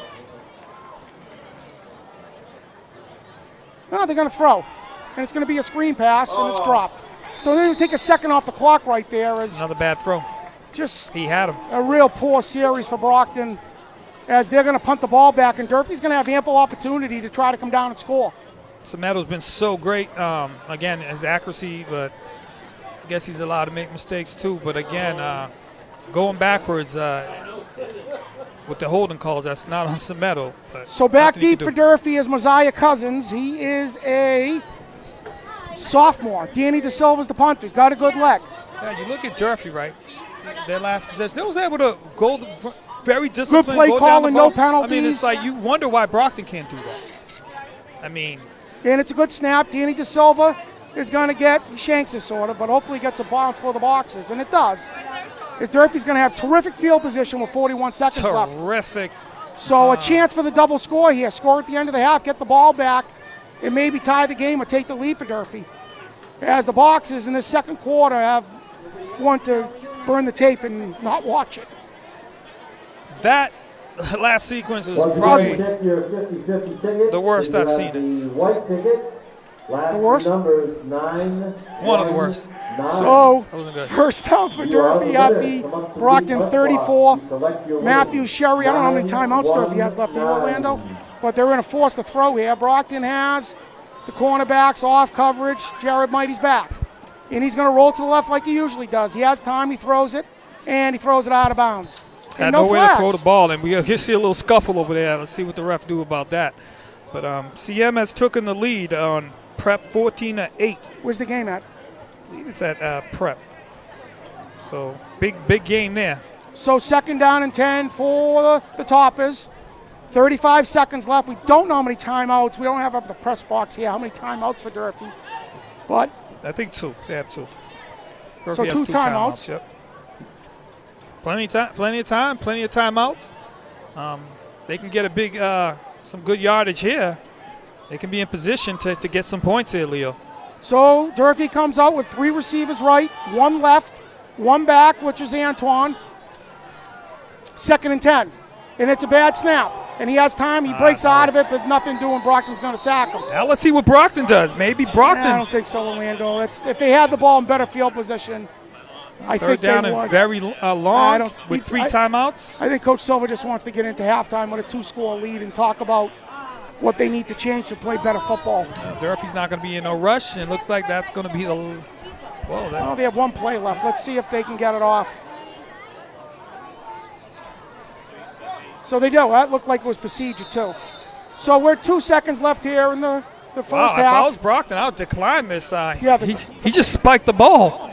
I mean, Durfee must not have no timeouts left for him to do that and take a 4th down. So it's going to be a procedure on Durfee as Brockton will move them back 5 yards. As Brockton High legend in the box, Dennis Martin, maybe the best linebacker, finally get into the Brockton High Hall of Fame. Wow. Boston Globe All-Scholastic 2-time state champion football player. I consider him the best linebacker in Brockton history. Just like Some people argue Tommy Johnson, Lucian Belandra. Dennis Martin's a linebacker. He leads Brockton most interceptions in school history. Oh, that's a good note to take us into the half. And you know what's more important, yes, Lando? He's up here supporting Brockton, which we need a lot of former alumni. Yes, sir. So we're going to go into halftime here at Rocky Marciano Stadium. Brockton leading Durfee 14-0. Brockton Community Access isn't just TV. It's your platform to share stories, create change, and make an impact. From hosting your own program to learning media production, Brockton residents have the tools to inform, inspire, and entertain. No experience needed, just your voice and your vision. Getting involved means more visibility, more connections, and more opportunities to shape Brockton's future. Join the movement. Create, collaborate, and be heard. Take the first step today. Visit Brockton Community Access and start making an impact.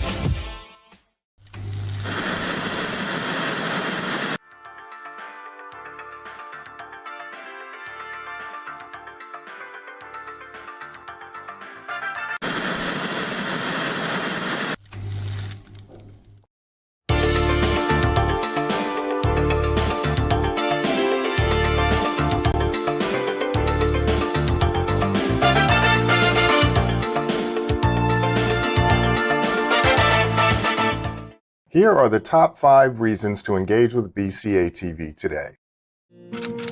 Share your stories, opinions, and creative content on a platform that targets local viewers. Access free media resources to produce high-quality content. Training programs that empower you with valuable media skills. Live access to city council meetings and public affairs programming. Inform local audiences to build stronger community connections. Tell your story. Get involved today.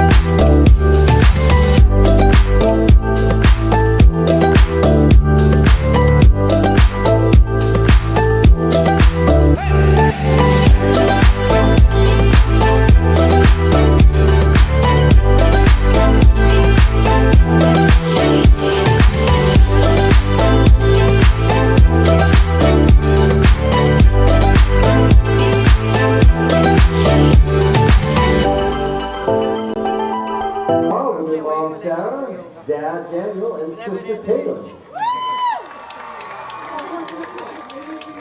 Abigail Snelling with her mom Linda and Father Thomas. Senior Larissa Tavares with her mom Vanya, Father Adelson, Sister Vanessa, and Cousin Melanie. Senior Zabeth Tejada with her dad Franklin, mother Elizabeth, and friend Kiana.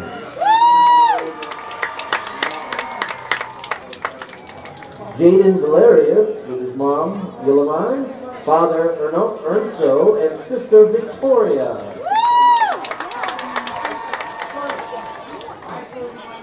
And lastly, Ariana White with her dad Thomas and mother Edmonda.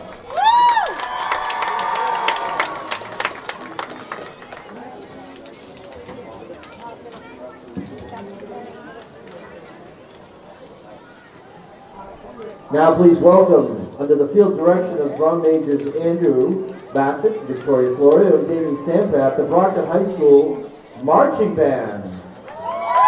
Michael, Kevin, Brockton, how are you? Good. So it looks like you're coming to us. Let's do Monday. Will 5:30 work? Yeah, that'll give you time to get here, and then our football team has time to practice. So yeah, that'll be dynamite.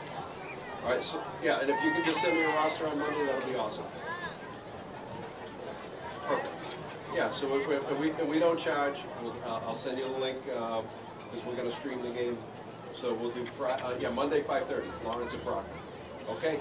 Thanks a million, Mike. Okay. Yeah. Bye bye. Scheduled extra time during halftime for this, right? I did. Okay, good. There you go. Oh, yeah. I told Andy it has to be 20 minutes. Yeah. Yeah. So we put 20 on the clock, an extra 8 minutes for the intros, and now we're ready to go. And there's an extra song, and I even said we'll give both the teams plenty of time to warm up. Well, I'm just looking, they're still trying to get through the line of seniors. That's what's going on. Yeah. Like he announced them faster than they could go out there. Yeah. So he went through the list. They caught and went through the list faster than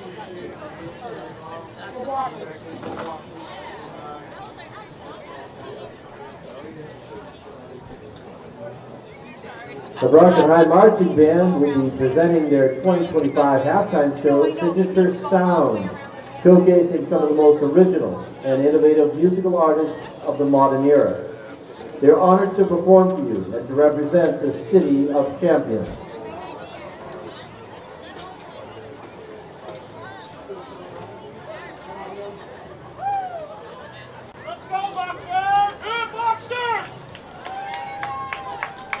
So Curtis, 5:30 Monday, which confirmed with Lawrence. We're good. Here? This Here. Monday? Yep. I told Nick I have to probably go to Tuesday for you guys.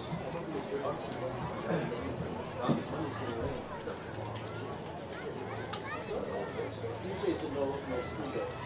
Monday. Yeah, only 20%.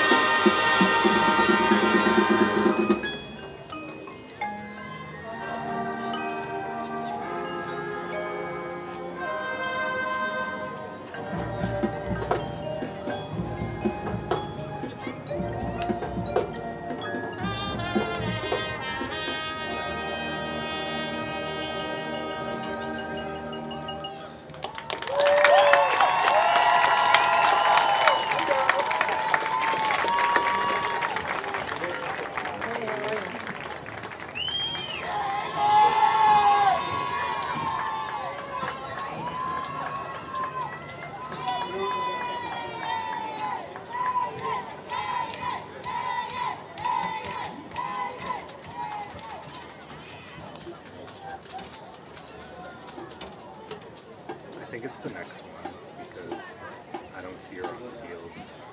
I think I see her on the track, so that's why.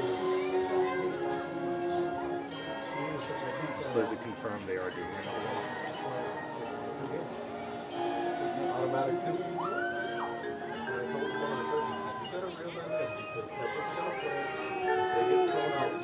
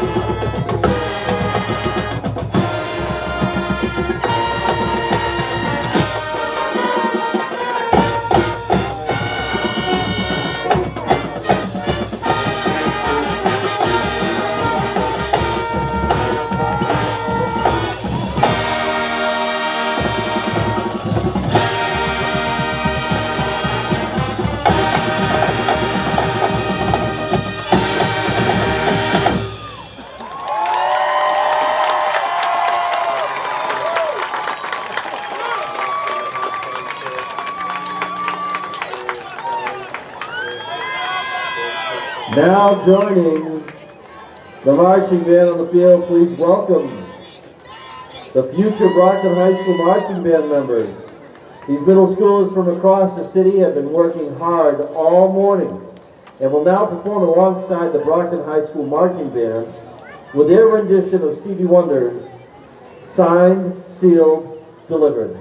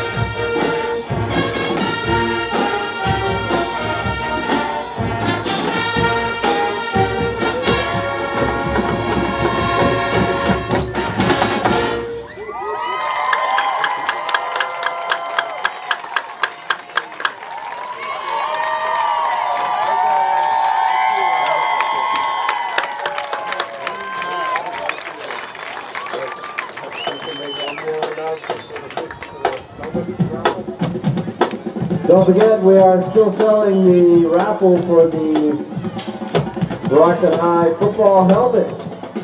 We're also selling Jamaican food over by the entrance, so don't be left out. Good Jamaican food over by the snack bar. Welcome back here, Rocky Marciano Stadium, Armand Colombo Field, Leo Genatasio, Orlando Galvale, Brockton Community Access. A sterling job by the Brockton band, Color Guard Majorettes. Once again, Brockton football's had its peaks and valleys. The band's still the best around. Still the best around. That was a great show, huh? Man, I just sat back and enjoyed that. That was great. Shout out to them. So the Boxers here on their final regular season game of 2025 against Durfee. A game of 2 quarters, Orlando. The first quarter, Brockton 2 touchdowns, 35 yards on 4th and 13. Marcio Semedo to Jared Mighty. Then Marcio Semedo on a keeper. The second quarter, Brockton had the ball once. They had 45 yards in penalty. Durfee controlled it with Matthew Sherry making play with his arm and his legs. Brockton's up 14-0. Yeah, after falling behind 14-0 in the first quarter, Durfee was able to take the ball, get first down, use the clock, and kind of frustrate Brockton when they got the ball. Because now Brockton, that probably goes to the kids' heads. We haven't got the ball the whole quarter, and then all the momentum you built in the first quarter, you're getting the ball after Durfee's probably had the ball entirely without counting the score with like 20, 30 minutes. So me and you have talked about this, and I'm sure Brockton football fans who follow Brockton, the inconsistencies. At times they look like a quality football team, a good product that's capable of playing against good teams and getting a result. But unfortunately, there's too many times, Orlando, where they are just stymied by ridiculous penalties, whether mental mistakes, physical mistakes, combination of both. But 8 games into the season, now going on a few years, it's bordering on inexcusable. Yeah, how can you look good one series and then you get the ball and look so terrible, like you say, penalties. And then we're talking like 14-0 right now, right? We're talking about a team that's going to be in the playoffs next week.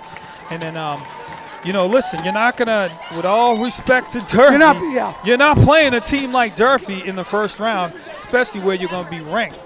And we saw that last year, Orlando. Brockton went into Zavarian, and even though they got their clocks clean, Zavarian was a much better team. Brockton did not play good. They weren't physical. They had too many mistakes. You'd like to see the opposite. You'd like to see you heading in the right direction, playing quality football on both sides of the field. And let's give a shout out to Coach John Shelby and the rest of the defensive coaches. Brockton's really done a nice job defensively, shutting down teams the past few weeks.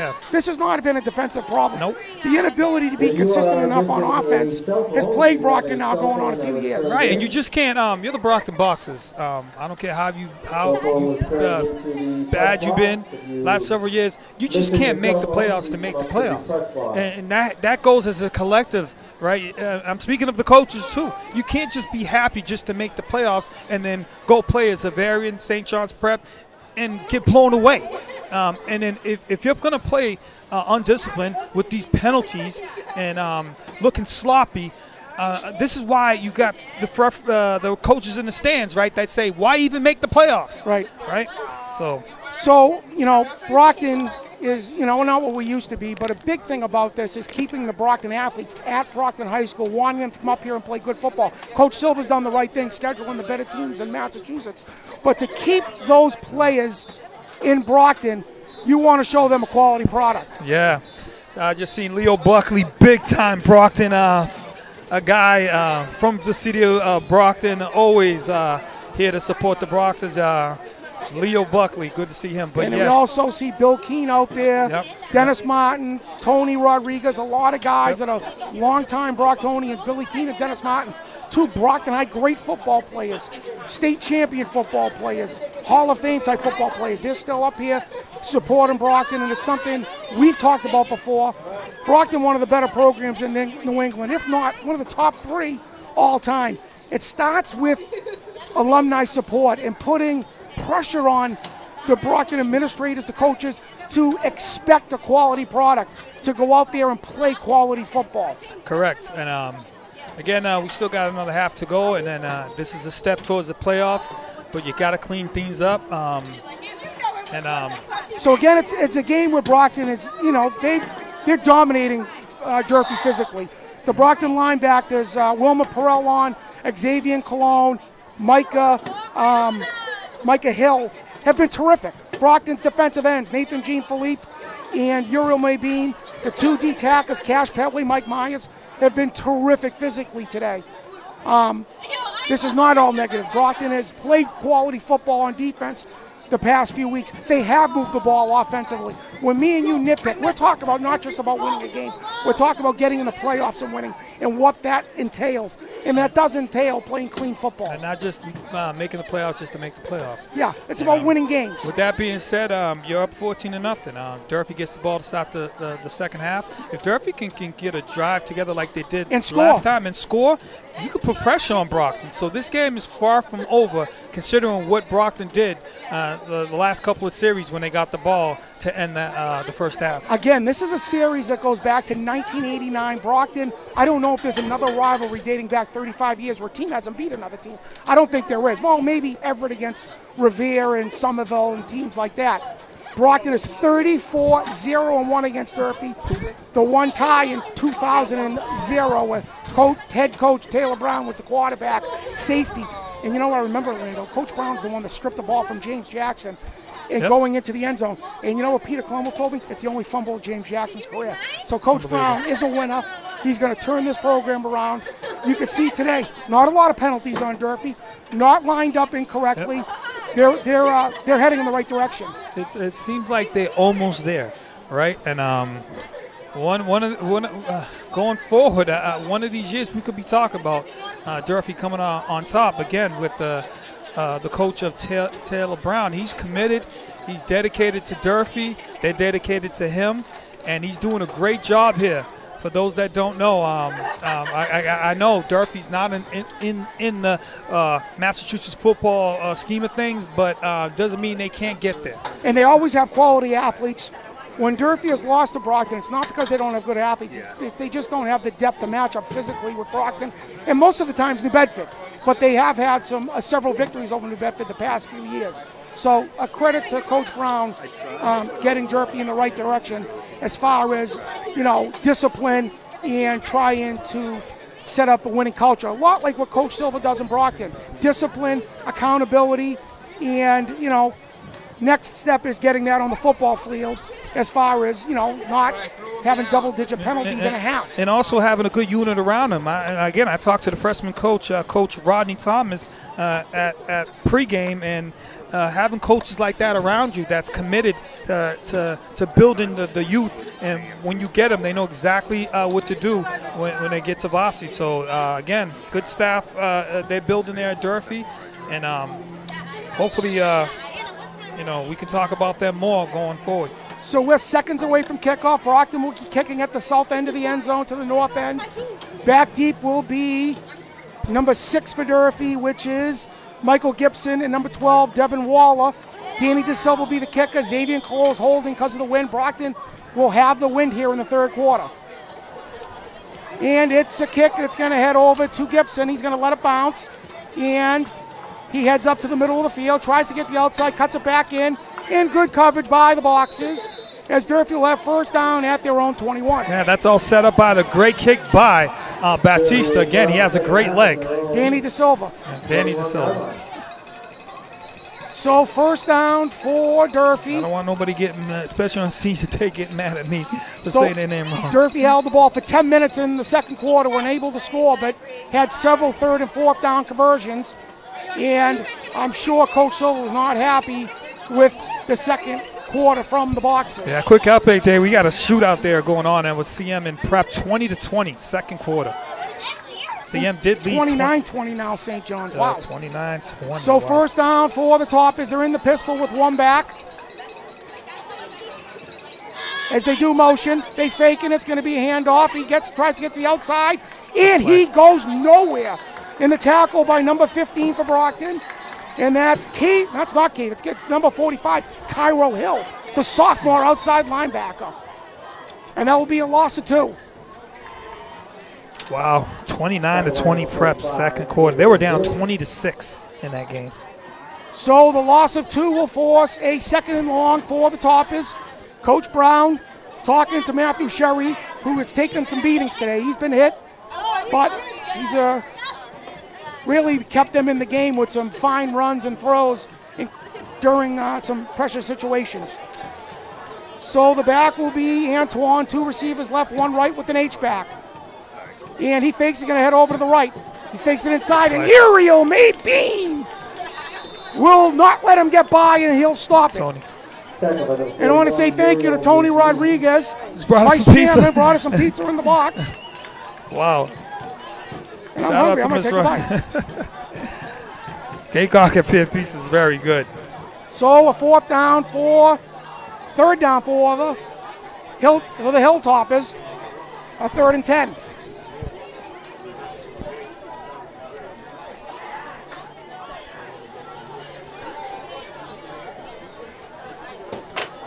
The reason why I put out that score for the prep, that could be Brockton's opponent next week, Leo. Oh boy. Oh boy is right. So 3rd down and 12 for Durfee. Coach Brown using every second of that play clock. Excuse me.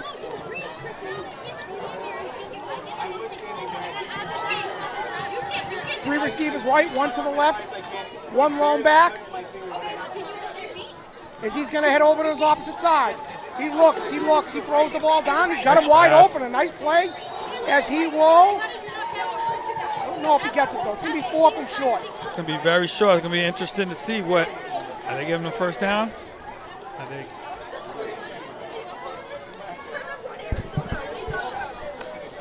So the gain of 12 will give him a first down. Wow. Hiltopper, first down.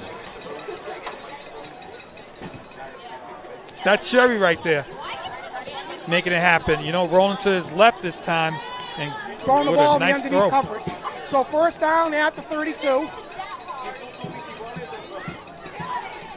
Sherry in the pistol. He fakes, he's going to hold it.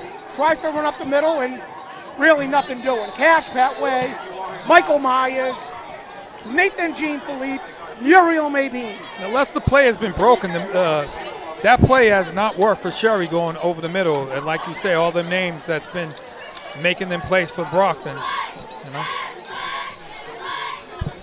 So 2nd down and 10 for the Toppers.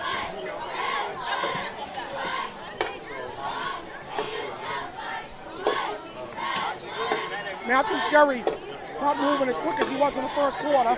Under 10 minutes. Brockton leading 14-0. 2 receivers to the right, 3 to the right, 1 to the left. And the lone back still is Marvin's Antoine. He's going to roll to the left.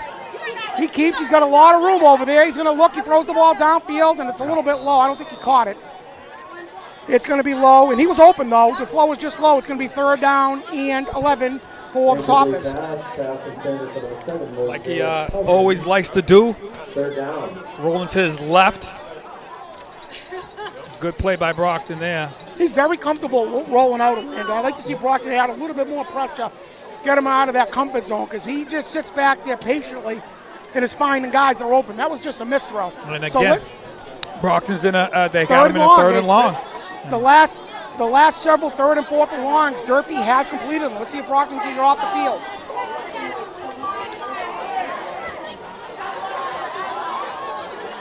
So, 2 receivers left, 2 right. Let's see what Durfee has here. They do motion. And it's a fake, and he throws the ball across the middle. Oh, he was open. He had him and skipped it over to him. And now it's going to be 4th and 10, and Durfee most likely is going to have to punt this ball. So good stop by Brockton after that first down. Brings up 4th down. So back deep will be Jared Mighty.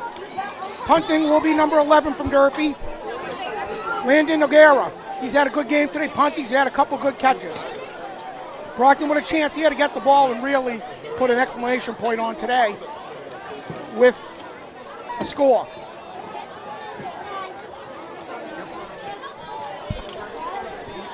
It's a good snap.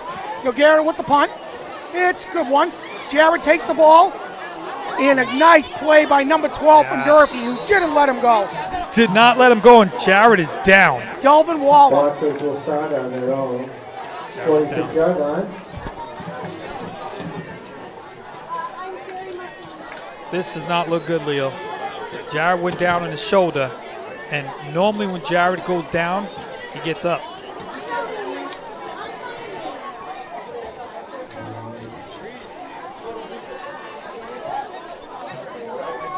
So let's see if we can see the tackle. Looked like he grabbed his shirt from behind and pulled him down. But this is the last thing Brockton needs heading into the playoffs, Jared Mighty out.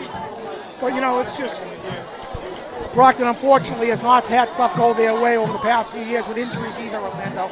They lost Luke Turco in the middle of the season last year.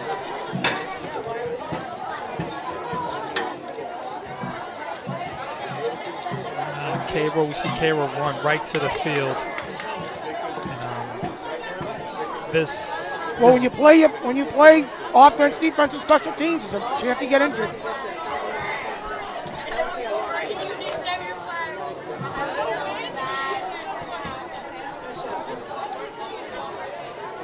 So Brockton's going to get the ball back with good field position at the 47, but the bigger concern is all Scholastic, Jared Mighty, Brockton's best football player, who is down with the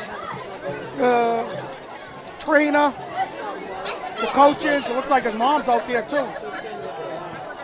Man, unfortunate. This is something for that Brockton. They cannot you don't play want to like to see. him. Any player down, any student athlete down, going out there playing football, senior day.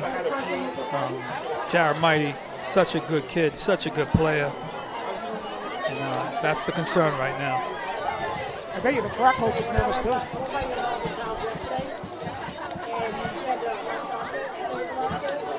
Jared, one of the better track athletes in Massachusetts. This is where football doesn't matter, right? Doesn't matter. It doesn't Just matter. hope he's okay. You just hope he's okay. Because Jared usually gets up. So we have the police heading out to the field. Let's see if the ambulance comes over. Real unfortunate for Brockton. Unfortunate for Jared. He made the punt return. He caught it in midair. Looked like he was getting by number 12,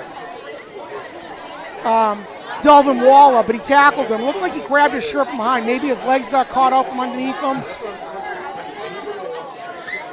Yeah, Kevin Cairo's heading over, looking for, I think he's looking for the ambulance. And hopefully he's okay. So again, the Boxers get a stop on the first series from Durfee. And you see the Durfee players, one knee down. Just takes the wind out of you. It just takes the wind out of the team.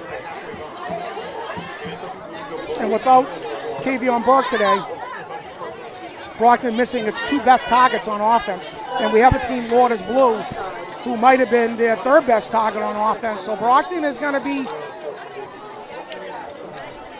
they're going to be looking to get out of this game with the W right now. But again, the more concern is on Jared Mighty, hoping the young athlete is okay. He's a terrific kid. Anyone that knows him speaks highly of him. He's a gentleman, one of the leaders at Brockton High School. And this is just unfortunate.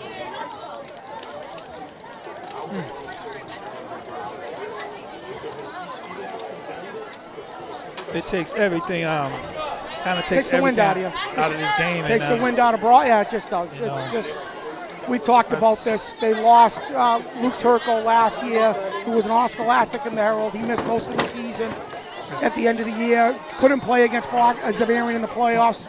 Didn't play much against Bridgewater Raynham because he came back in the middle of the Durfee game and hurt his hamstring and was never able to get back. But this is you see the concern. This looks more concerning. And Barrows is pacing back and forth. Doesn't he want to go up in and see it? And so just hoping for the best. He's shaking his head, and everybody here He's usually in the ambulance is here, concerned. and the ambulance is not. Jared Mighty. So let's take a break. We'll go to commercial. Brockton Community Access isn't just TV. It's your platform to share stories, create change, and make an impact. From hosting your own program to learning media production, Brockton residents have the tools to inform, inspire, and entertain. No experience needed, just your voice and your vision. Getting involved means more visibility, more connections, and more opportunities to shape Brockton's future. Join the movement. Create, collaborate, and be heard. Take the first step today. Visit Brockton Community Access and start making an impact.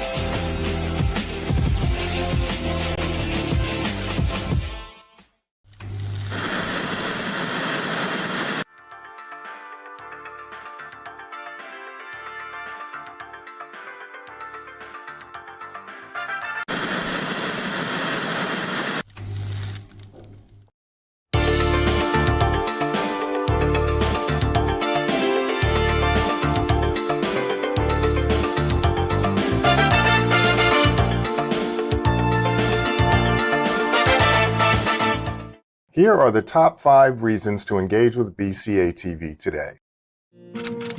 Share your stories, opinions, and creative content on a platform that targets local viewers. Access free media resources to produce high-quality content. Training programs that empower you with valuable media skills. Live access to city council meetings and public affairs programming. Inform local audiences to build stronger community connections. Tell your story. Get involved today.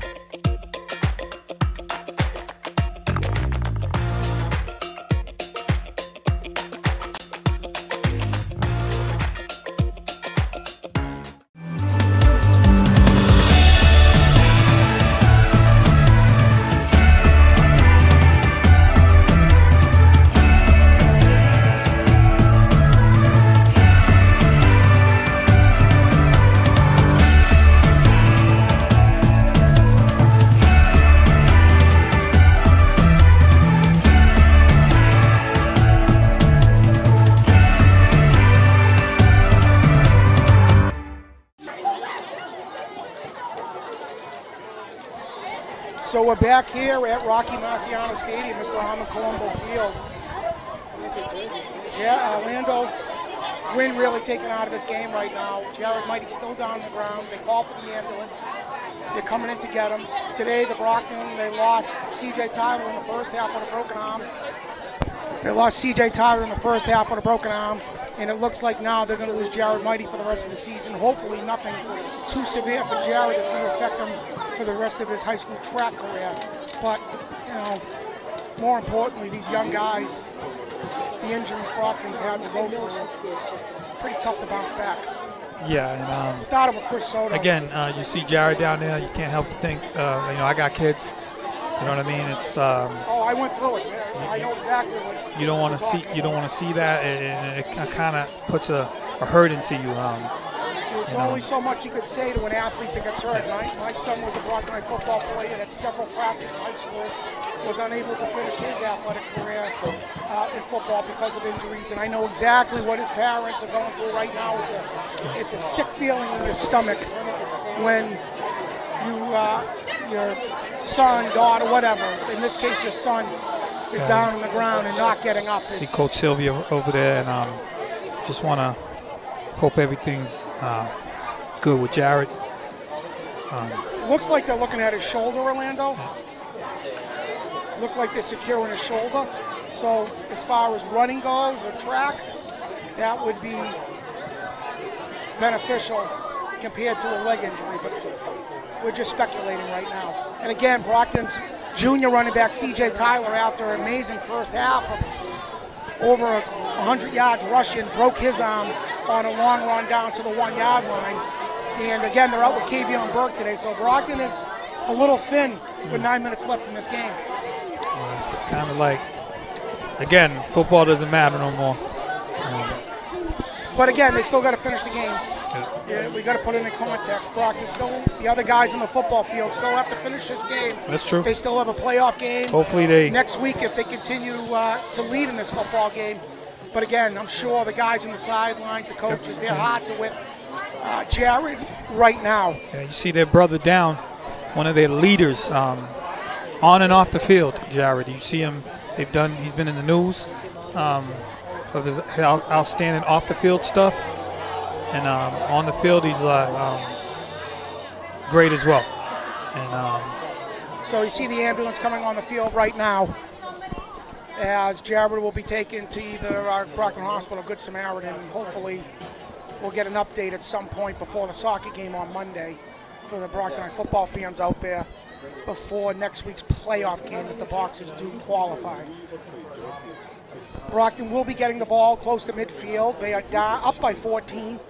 Feels like they're down by 35 right now, but they are up by 14. Again, they do qualify for a postseason berth with a W this week. Orlando, any scores on that outer skate scoreboard that affect Brockton or Division I football? That's kind of hard to focus right now, considering what's transpired. Preps up on CM 29 to 20, and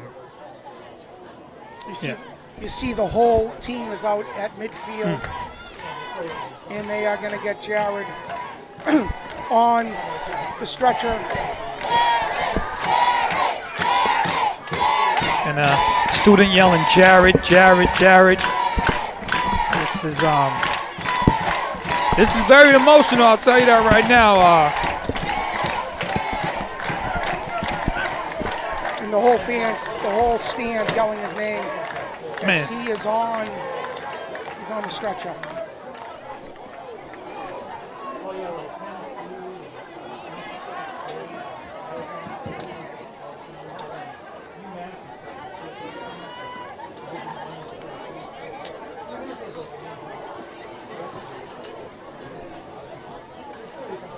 When we come back to action, it'll be 9 minutes left in the third quarter. Again, Brockton will have the ball at midfield, up 14-0. And let's see if the coaches can keep the rest of the kids mentally in this game, Orlando, because they still have a lot to play for. Yeah, that's their brother right there. And you don't want to ever see that from any player. And just a run of bad luck for the Boxers over the past several years. Just a run of bad luck for these young athletes, the injuries they've had, unfortunate circumstances. Again, he was just like Jared does all the time, just trying to make a good play. He caught the ball, tried to explode. 100%. He caught the ball running. Yeah. And number 12, Delvin Wall, was nothing dirty. He tried to make the tackle, and it looks like as he was tackling him, his legs might have been cut out or the shoulder. Yeah, one or the other. But they're still stabilizing him on the stretcher right now. And again, we'll hope to have an update at the soccer game. I've watched Jared for 4 years, and when I see Jared go down and not get up, that was concerning to me. And I'm saying to myself, come on, Jared, get up, get up. When I didn't see that, that got me a little worried. So the entire Brockton football team, coaches, some of the alumni are out there right next to the Brewster ambulance, as Jared's still not in that ambulance. I'd like to see him get that medical care as soon as possible. Leo Genitaccio, Orlando Galveo, Brockton Community Access, Curtis Reese, David Eric, Scott Labossiere, Brockton Community Access. You can catch us on the Brockton channels. Again, like Leo's saying, we can only speculate. We don't have reporters on the field to let us know what's going on. And hopefully it's,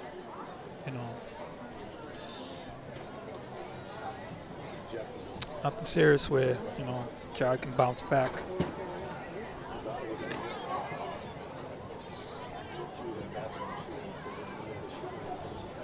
I think at some point the coaches got to get the kids stretching, don't they, Orlando? They've been standing around for like 20 minutes. Oh, that's going to be hard to do. They want to be next to their brother, right? Yeah. I'm pretty sure they're going to have time to do that, but and then Jared's going to Jared Jared. Big game for Jared, man. Hopefully everything turns all right with him. Standing up, which is a good sign. It's his shoulder. It looks like it's his shoulder.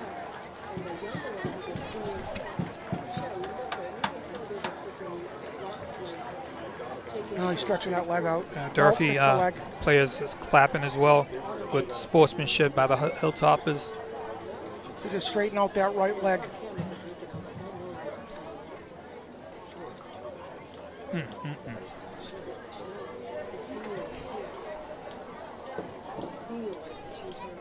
Well, for those that just tuned in, you're wondering, Brockton's all around. Their best player. Best player, Jared Mighty. Been down in the field for a good 20 minutes. 20 minutes. There's 9 minutes left in the third quarter. Brockton, 14-0. They opened this game up with a 35-yard touchdown pass. Marciano to Jared Mighty. The kick was good. They got the ball back. C.J. Tyler, 2 long runs down to the 2. He broke his arm on the last run. He's out of the game, probably out for the season. And Marciano kept it to make it 14-0.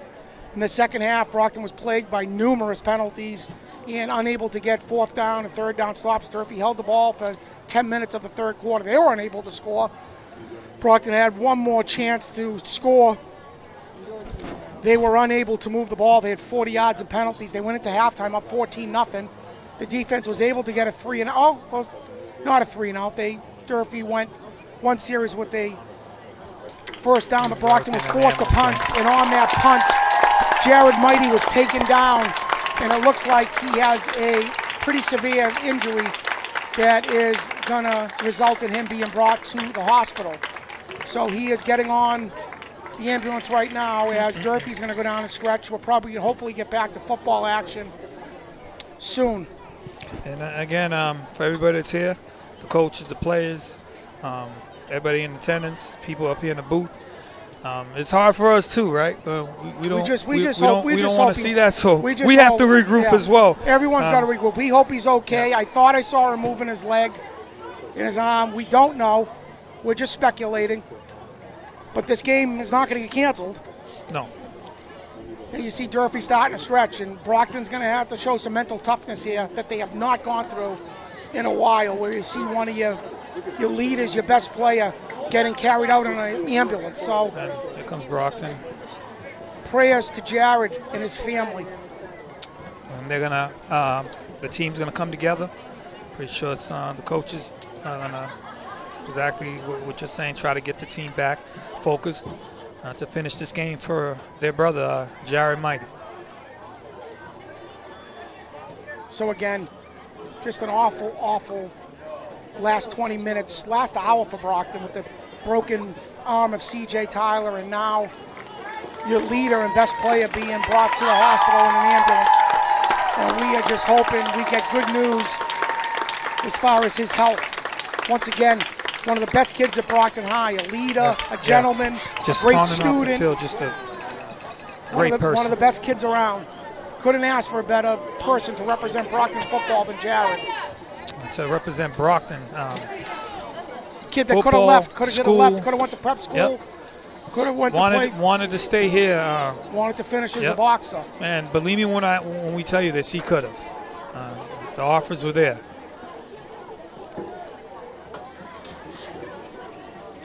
So we see now Brockton doing a little light stretching and calisthenics. You see the athletic director saying a couple words to Jared before he goes. I'm pretty sure he's very emotional. Always talks highly of all the Brockton athletes, but especially Jared. So I'm pretty sure Cairo has to regroup and focus as well and do his job this afternoon. So Marciano's warming up on the sideline. Brockton is just decimated by injuries, and is that Lourdes Blue might be, is that number 32? He's on crutches too. Yeah. So that's why he's not playing today. So Brockton is down once again, 4 running backs. You're going to see Quentin Montero and probably Casey Rhodes the rest of the day in the backfield. They are down Jared Mighty and Kavion Burke at receiver, as their depth is going to be tested here in the final 9 minutes and most likely the rest of the football season, Orlando. Yeah.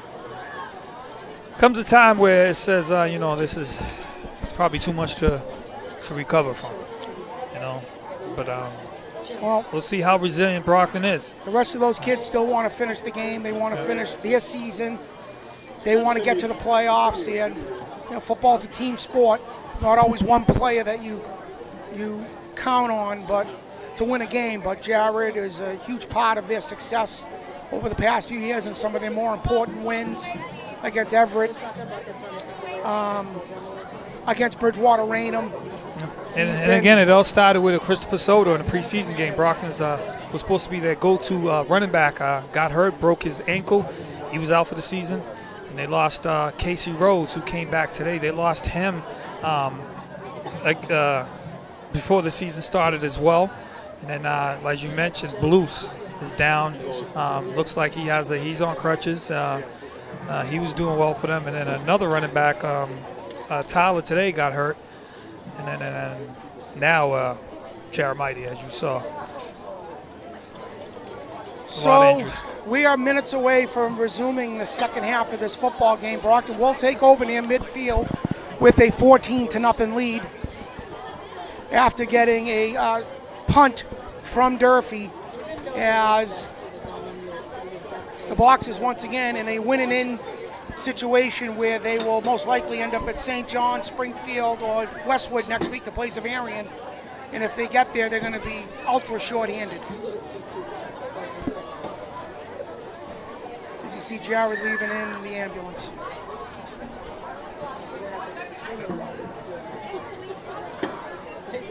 Everybody, send a prayer for Jared. Hope everything works out for him. Very tough kid, and like I said, hope for the best. So upcoming this week, we will be here Monday night, Brockton versus Lawrence. Me and Orlando will be doing the game. Brockton Community Access. Curtis Reese, the production. Scott Lavoisier, David Eric. The Boxer soccer team looking to make another run in the postseason. The girls volleyball team after a 19-1 season were knocked out by the Warriors from Brookline last night, as we are seconds away from Brockton taking over the ball at their own 47. Yep. So again, we got to gather ourselves again and get this game going here. Brockton with a 1st and 10 after the punt return by Jared. Let's see if Brockton tries to get this clock rolling, Orlando, and try to keep the clock going and get out of here with the W. You're going to see Quentin Montero, the sophomore, is the back, as once again not lined up correctly and have the proper players on the field.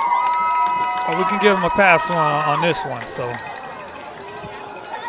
So Casey Rhodes and Trevor McNeil are the receivers, and that's going to be Quentin. Quentin is going to be a fake, and Marcio keeps it running hard for 5 yards, as the junior quarterback says, I'm going to keep this game going. Yep. I want to win. A lot of exertion right there, a lot of punishment he laid out in that run. The game will be 5, maybe 4, as the Boxers move quick.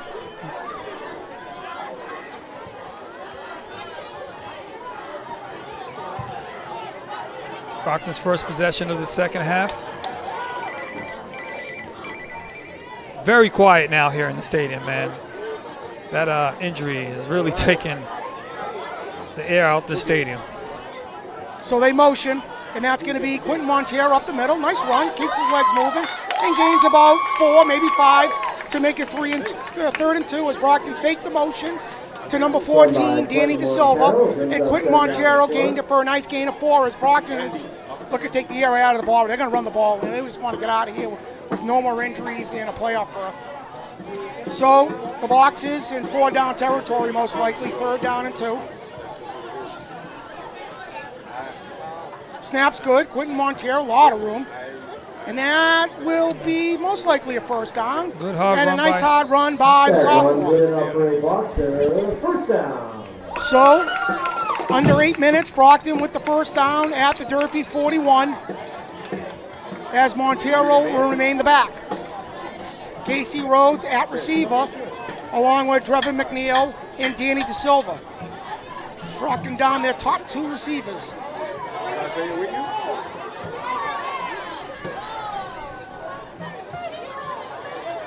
And they're going to throw. And it's going to be to Trevor McNeil. Moves up the middle. And a nice job of tackling by Durfee, led by number 4, Marvin's Antoine. And Brockton will gain a modest 2 yards right there. Yeah, good pickup on 1st down. McNeil getting his first catch of the afternoon for Brockton. Again, Brockton not taking advantage of the middle of the field. It's open a ton of times. They haven't done that all year. Nope, they haven't. So 2nd down and 8 for the Boxers.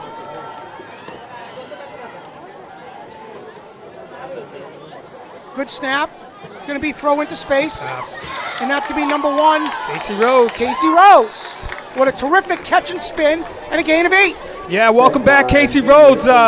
Great catch there and run. They're going to be short by inches, but Casey with his first catch of the year. Showing great hands right there. And it'll be 3rd down and inches for the Boxers.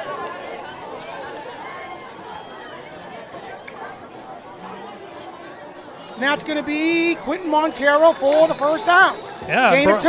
And Brockton doing exactly what you're saying, Leo. Using some of the clock, running the ball, mixing it up, getting first downs and marching down the field. Now we thinking touchdown. So first down for the Boxers at the Durfee 29. As personnel stays the same, Quentin Montero is the back. The receivers all stay the same. Danny De Silva, Casey Rhodes. And number 9 for Brockton is Malik Dorville.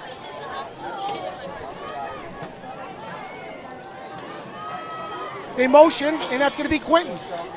Up the middle, moves his legs, and a gain of about 4 before the tackle by number 3 from Durfee, Joel Michella. Yeah, Quentin Montero in there because of the injury of Tyler and making his presence felt right now, running hard.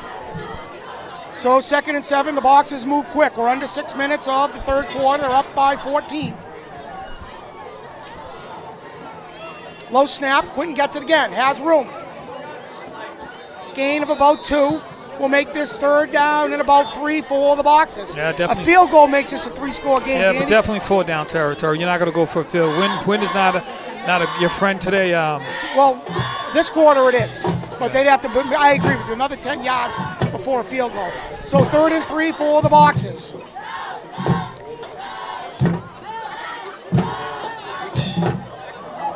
Quentin Montero jumps back inside, and there's really nothing doing. Yeah, great play by So Durfee. Durfee knows they're running the ball. It's going to be 4th down and 2 for Brockton. I'd like to see the quarterback read where have Submittal keep the ball there for first down. That would be the call I would make right now. So let's say closer to 3 for the Boxes as Durfee's got everyone in the box. They know Brockton is limited offensively without those receivers. And let's see if Brockton does throw the ball. 4th down and 4 and 3 has not been a friend to Brockton the last few years inside the 20. Down your top 2 receivers and top 3 running backs. Wow. They motion, and it's going to be a fake. And he rolls out, throws the ball in space. Ball hit him right in the hands, and he drops it. So that would have been a first down, and Brockton turns the ball over and downs. A little bit behind him, but Danny De Silva's got to make the catch. It's actually number 14. That's Danny De Silva. From their own 21. Actually, you're right. Derek Exulis. I apologize, Orlando. You're right. That is a junior receiver who had the ball in his hands, and he drops it. And Durfee gets the ball back. I don't know if he would have had a first down, I though. like the play call. The play call was there. Just got to execute. The Durfee defender So first right down there. for Durfee without Jared Mighty at safety. And they motion. The handoff is in, and it's a good tackle by Xavier and Cologne. And it'll be 2nd down and 9 for Durfee. Referee saying the runner was down. He was down. And another great defensive play by Colombo. He's been all over the field today. Senior day, senior making big plays. Colombo. So no gain, maybe a loss of 1 for the Toppers. 3 minutes, 32 seconds left here in the third quarter. Brockton leading 14-0.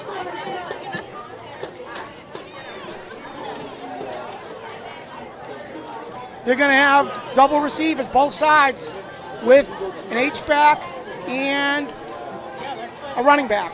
Be number 4, Marvin's Antoine. He fakes, gets out to the outside, he's rolling.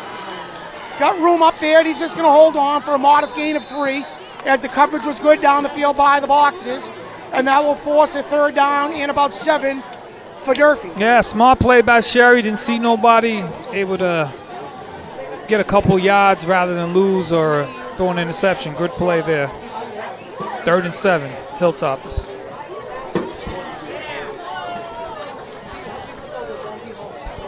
So the 3rd and long.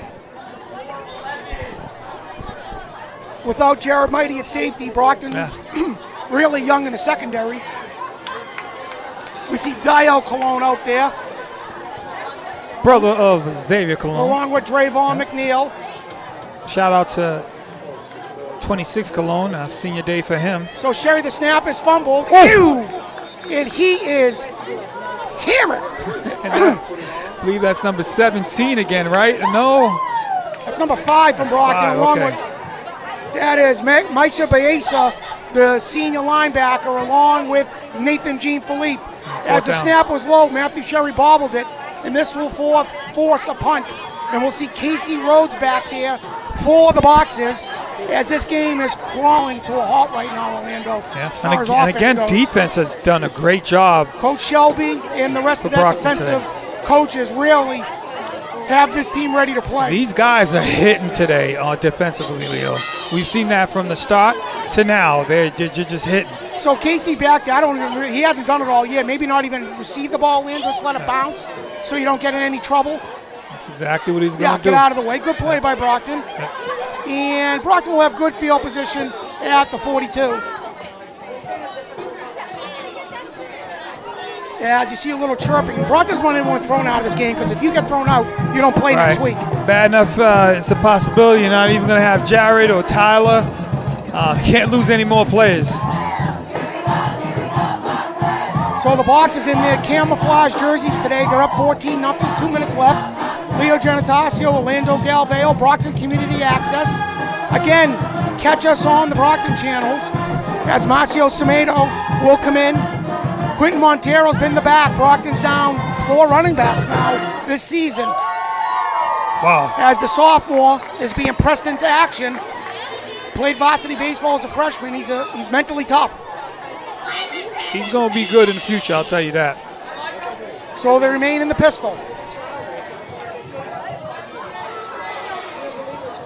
They motion Casey Rhodes. They hand it to him. He cuts it inside, back outside, and a nice tackle by number 69, Tyleek Rawlings, a junior. Durfee's really young this year.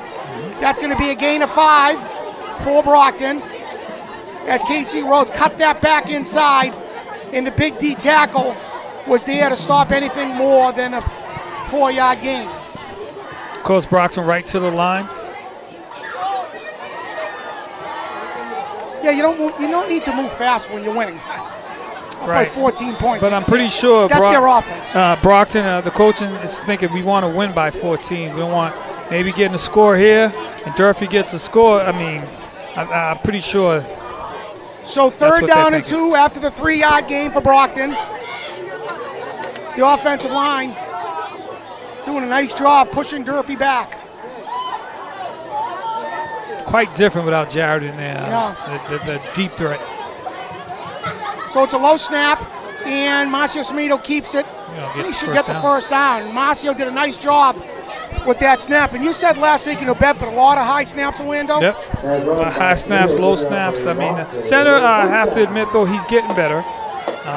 He's out there giving his 100%. He's not, no one's perfect, and, he's getting better by the day. So. And that today is Jaden Serra, a junior. So first down for the Boxers at the Durfee 46. And it's going to be another handoff to Quentin Montero. And the tackle by number 55.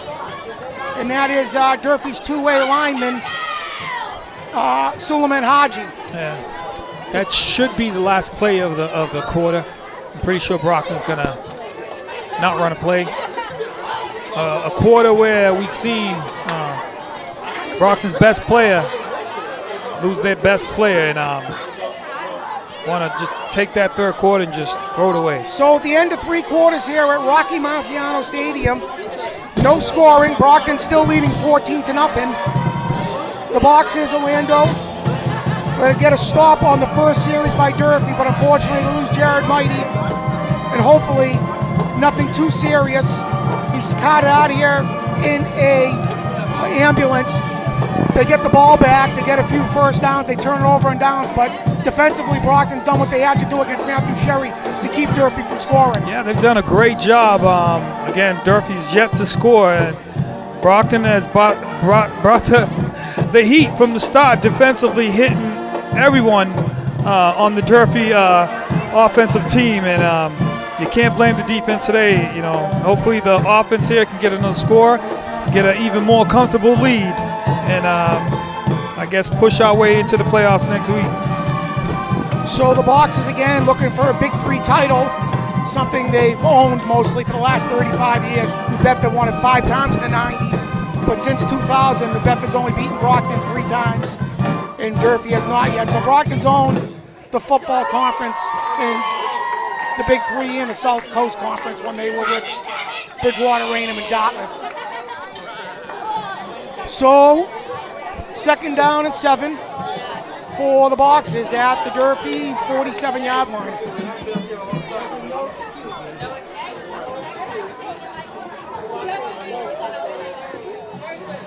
Good snap, and it's going to be a fake. He throws the ball over the middle, and it's a little bit behind Casey Rhodes.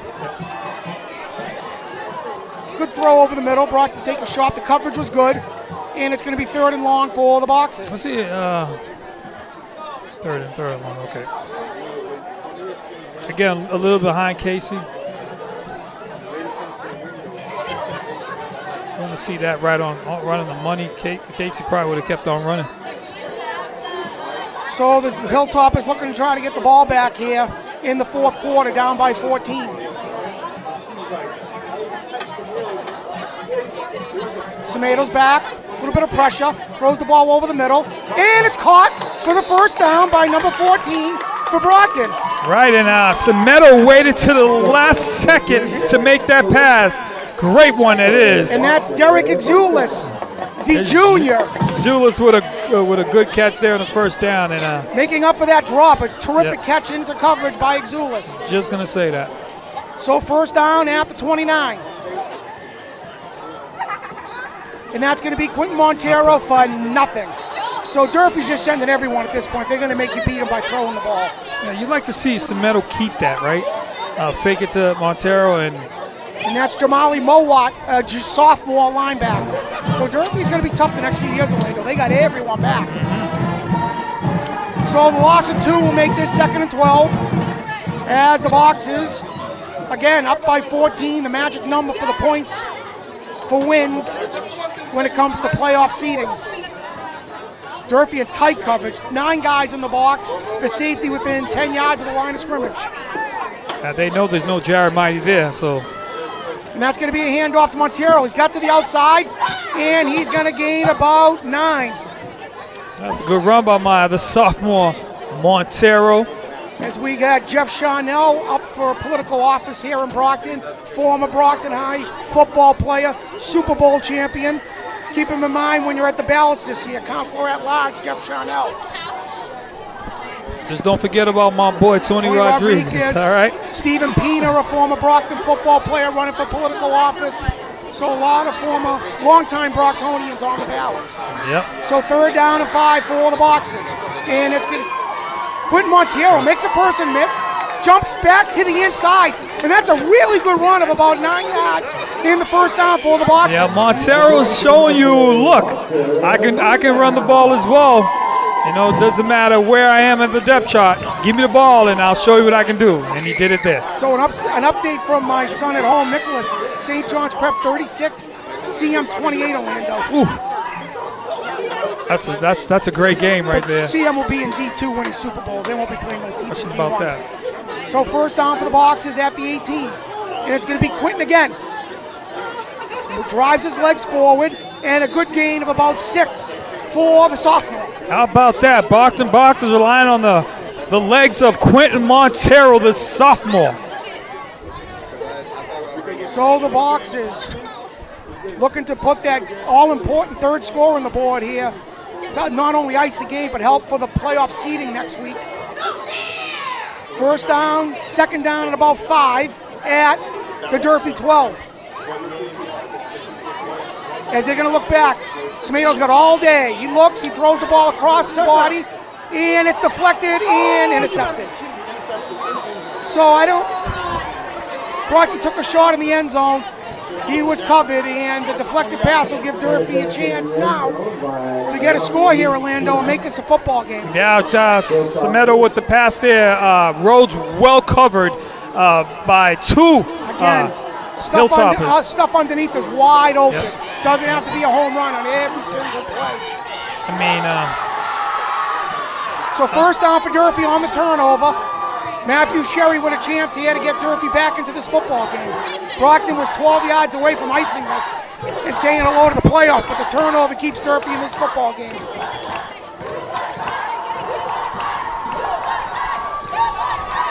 They haven't done a lot on offense today other than a 10-minute drive in the second quarter that stalled at the Brockton 35. They're going to be forced to throw if they want to win this game.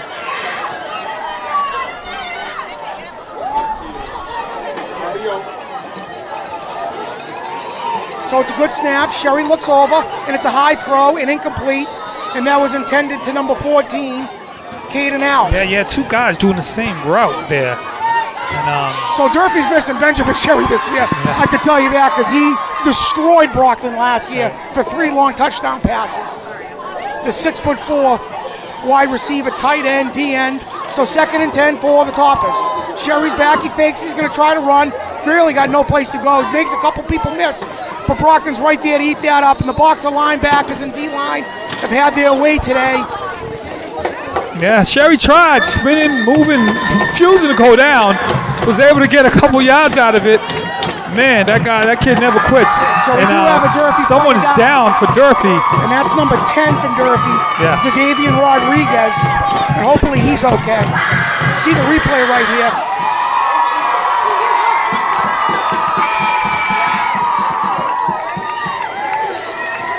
Right here, watch Sherry does make a few people miss. Baeza was in there. Cash Petway just missed a tackle. Yeah, he got rolled up on. It looks like he just got rolled up on, unfortunately. Yeah, another player down. This time on the Durfee side. Again, things you don't like to see. So we these young athletes. 8 minutes, 33 seconds of the fourth quarter. Brockton leading 14-0, and he is he's not even walking. Unfortunately, he looks like he's got a knee injury. And just too many of that going on in high school football today.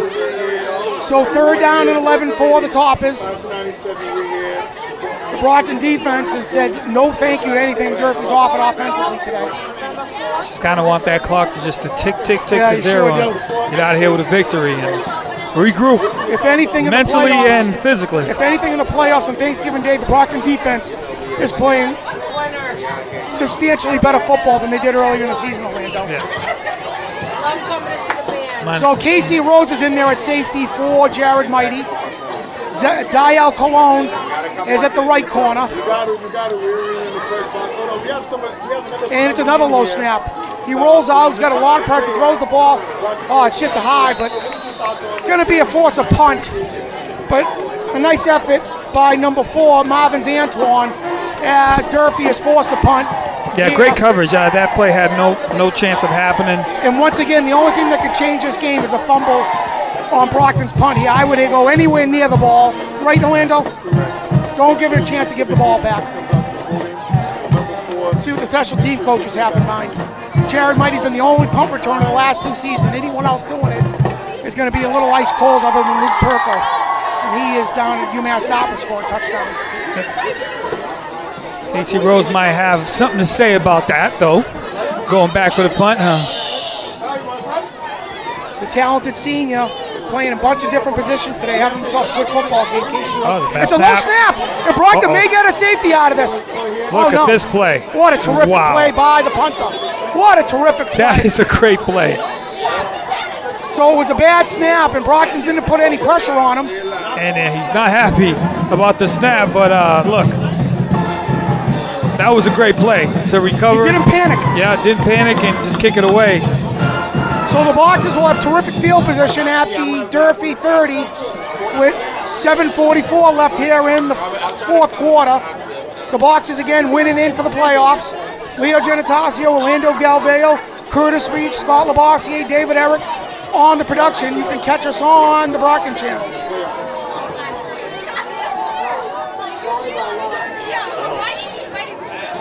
So Danny De Silva will be in there at receiver this time. You got 4 receivers and Quentin Montero.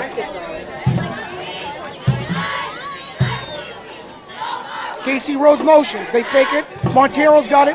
He's got nowhere to go. And a terrific play by number 51, Carter Morrell, the junior. Yeah, and Durfee's beginning to snip that out. Yeah, they're sending everyone. That play the last couple of times has not gone for nothing.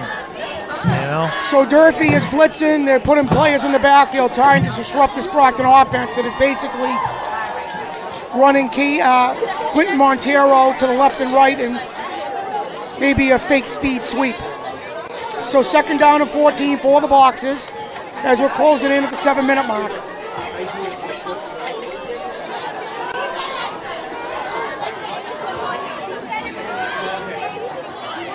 And that's going to be a fake. Semedo rolls out, has number 9 over there in coverage, and he moves his feet, and that's going to be a gain of about 4 or 5 yards. And on the catch right there is Malik Dorville, the senior. As number 10 was in coverage, I apologize, that was Zadavian Rodriguez. So 3rd down and 8 for the Boxers as a safe play call there, Orlando. Got a couple yards there, set up a 3rd down at about 9. Maybe you could get half of that, possibly go for it on 4th down.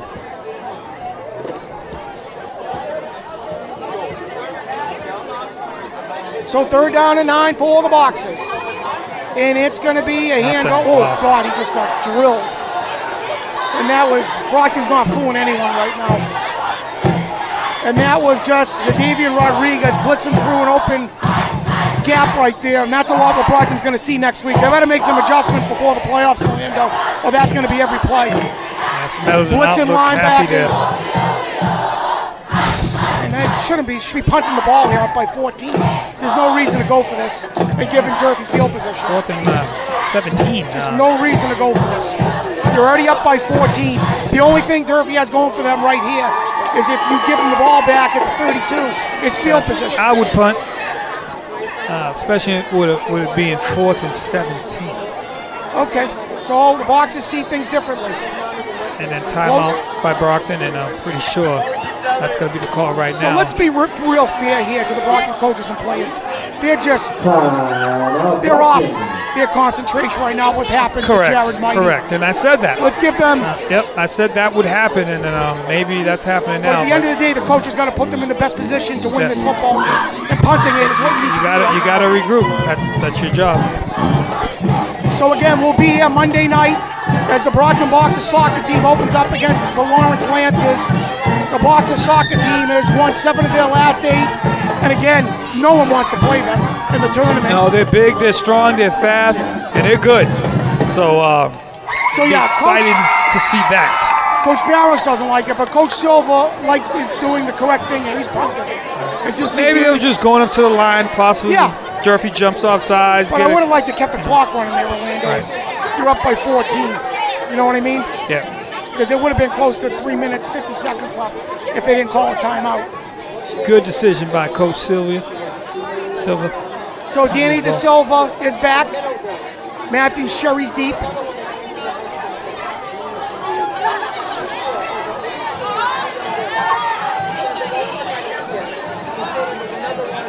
It's a good snap. And Danny gets a good one off. Let's see how the bounce is. It's going to be a good one for all the Boxers. And they will stop that at the 1-yard line. Can't get no better punt than that. And down there, wow. Number 58, Austin Pina. Speaking of Steve Pina, his son Austin on the terrific coverage right there. Will clock that ball down at the 1-yard line as Durfee's going to have to go 99 to get on the scoreboard. That was a good kick, and again, it's exactly what you wanted. That's why you kick it. Yep. So Boxers are at that 14-point lead right now, which will give them the extra points on the scoring system for the playoffs. Or maybe you don't have to go to Danvers or Westwood next week. Or maybe going to Natick, Orlando, or Methuen. Speaking of prep, they're up 36-28 still. So first down for the Hilltoppers inside their own 1-yard line. They have not got much going today offensively, as they have not even entered the red zone for Brockton. Not. Coach Silver, along with his defensive coaches, Coach Shelby, Kenya Velez, Sam Basson, Jamal Lee, have done a terrific job. It's going to be a handoff. Watch out here. And they're going to get, do they get him in the end zone? How did he get out? Yep, and that's going to be a safety. They got him. So that's Xavier Colombo, Casey Rhodes, as the Boxers get the safety to go up by 16. On the play earlier where they botched the punt, almost a safety, was able to get out of it, get the ball back, and Brockton gets the safety anyway, Leo. So that is 2 important points for all the boxes as they go up by 16. It also forces Durfee, if they get the ball back, to score twice. Let me tell you something, man. This game, right now, you got to give the game ball to clearly the defense. Shelby and his crew. They've done an outstanding job today.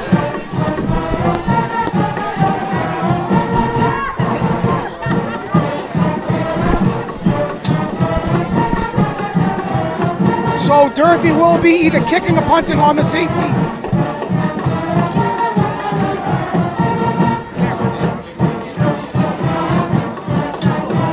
Elbow. So we just got informed by Kevin Cairo, an elbow injury for Jared. Yeah. Of all the injuries for a football player, Orlando, God thank that one, because that doesn't affect his legs or his head, his knees, his ankle. So Jared with an elbow injury, hopefully will be back maybe by Thanksgiving Day. You never know, but hopefully for the track season, Jared, one of the best sprinters in the state. So Durfee will be kicking from their own 20. Brockton's too far back. They got to move up. And the coaches must have heard you because they're doing that now. 5:05 of the fourth quarter. The Boxers had 16-0.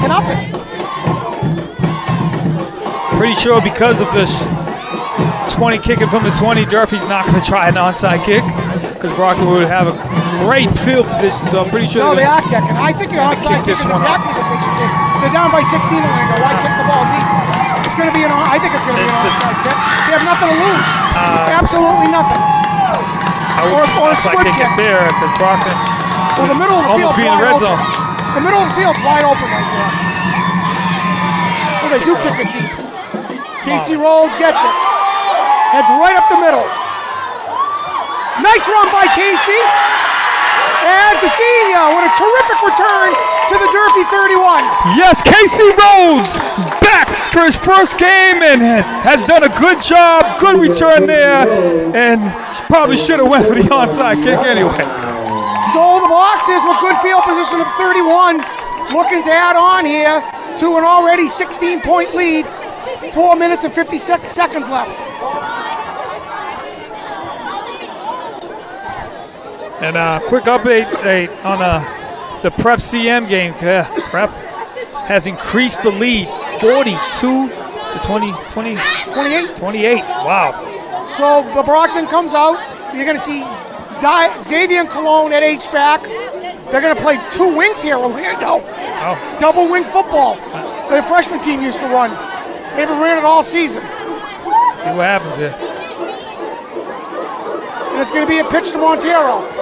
They run it nicely for a gain of about 8. Yep. Nice job by Quinton. Nice downfield blocking by number 65 from Brockton. Junior Muhammad. Is that Alex Muhammad? Yes, it is. That is Alexander Muhammad, the junior. Getting downfield, using those feet. He's a good athlete for his size. So the gain is 7. Maybe we'll see this offense next week in the playoffs. Maybe. See if you're going to do that. I wouldn't have shown it right now. Right, Orlando? So 2nd and 3 for the Boxers. And closing in the 4-minute mark. You could throw off this too with Cemento with his arm. The wings are going to be Casey Rhodes and Quentin Montero, and Zay Cologne is the H-back. And it's going to be Casey Rhodes. Tries to cut it back inside. He does. And that's going to be a gain of about 5 for the first down, but another penalty on Brockton. Let's see what we got here. Might be a hold. All indications it is. Brockton did a nice job with no penalties in the second half. Refs are talking about it. Brockton's let's see what the penalty is. Brockton's pointing the other way. Face mask, maybe. Personal foul. Personal foul. Defense. So that's good. Oh, offense. He doesn't. This ref's have been out there too long. He's pointing both. He's pointing east, west, north, south. Okay, so now he corrects himself. It's going to be on Durfee. Personal foul, face mask, and Brockton's going to get deeper into Durfee territory. We're half the distance, right? 3 minutes, 57 seconds of the fourth quarter. Seems like we've been here forever today, Orlando. Yep. 3:05 in the afternoon. Almost a 3-hour high school football game. So the Boxers at the ball at the 10-yard line, looking to put an exclamation point on this game.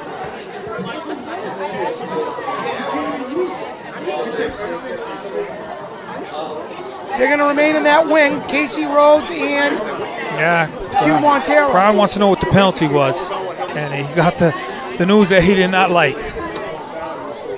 So Coach Brown, his kids have played hard the entire day. Durfee's just physically, they just don't match up well with Brockton. Their numbers on their sideline are not as much as they usually have. This is a tough game for them to come in and compete against Brockton's depth. But Coach Brown has them playing quality football. They've been in this game the entire time, even though they've been outmatched. So boxes go right up to the line of scrimmage. Coach Barrow showing a little diversity here on offense.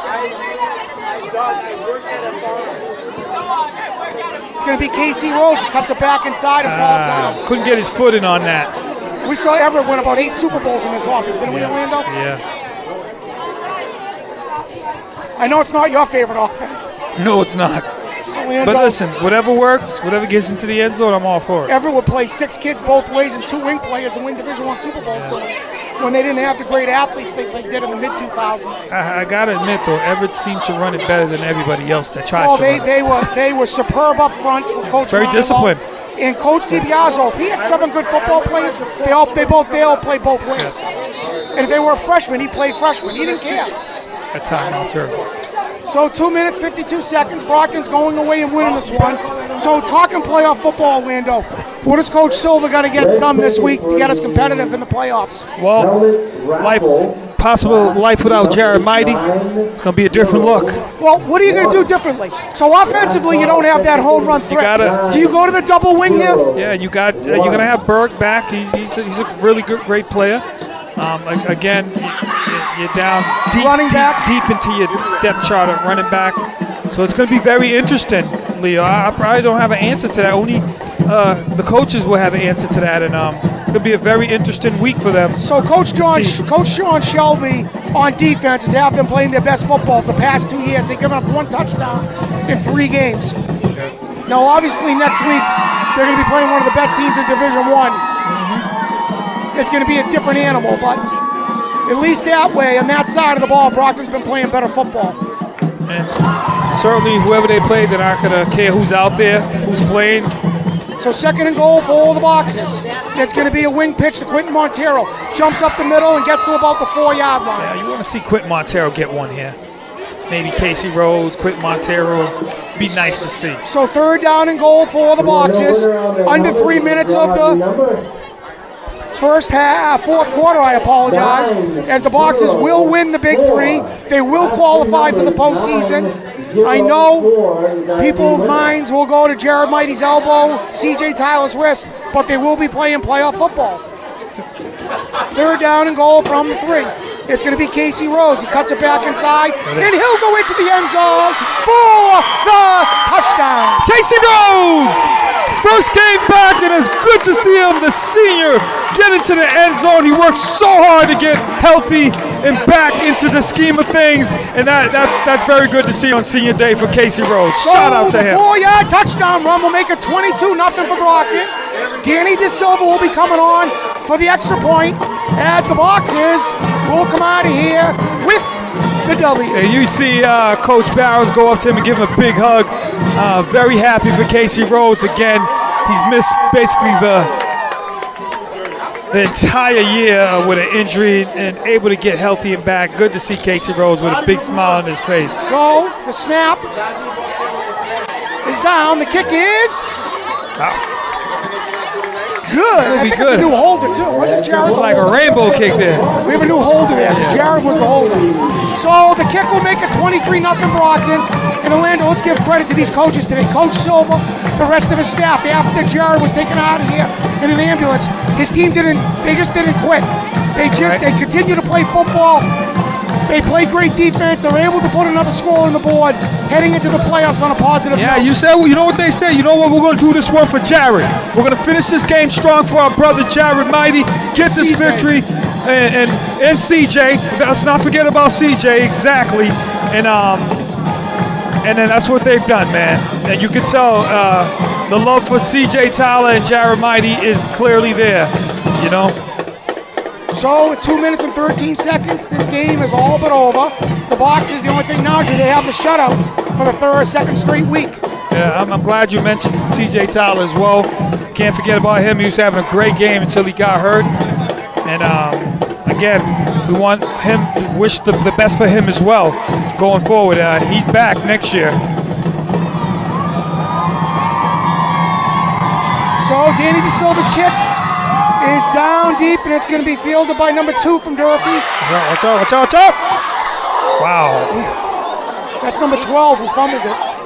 He recovers. Sorry to interrupt the game, but this shows a good sign of who's going to be serving on the school committee when you, an alumni, win a raffle for the helmet, which Mr. Lanzetta said, Tony, if you don't turn your equipment in, you're not going to graduate. He gave me PTSD, but to get it, almost 30 years later. Got a helmet, huh? Beautiful, wow. Tony Rodriguez. Life's good for Tony. Yes, I like it, I like it. Should have been gave you a helmet, though. So we're kicking this one again. I have no idea why. The referees want to keep us here till 5 o'clock. Maybe offside was offsides in Brockton to move back 5 yards. So the 5-yard penalty on the kickoff. Another thing that will drive the Brockton coaches crazy. And Danny kicks it. Will be picked up at about the 15-yard line. Cut up the middle. And a good tackle by Brockton. It's going to be a fumble. And I think Durfee's able to recover it. So it was a good hit on number 8 from Durfee, Jalen Williams. And they were able to recover the fumble at 2 minutes and 2 seconds.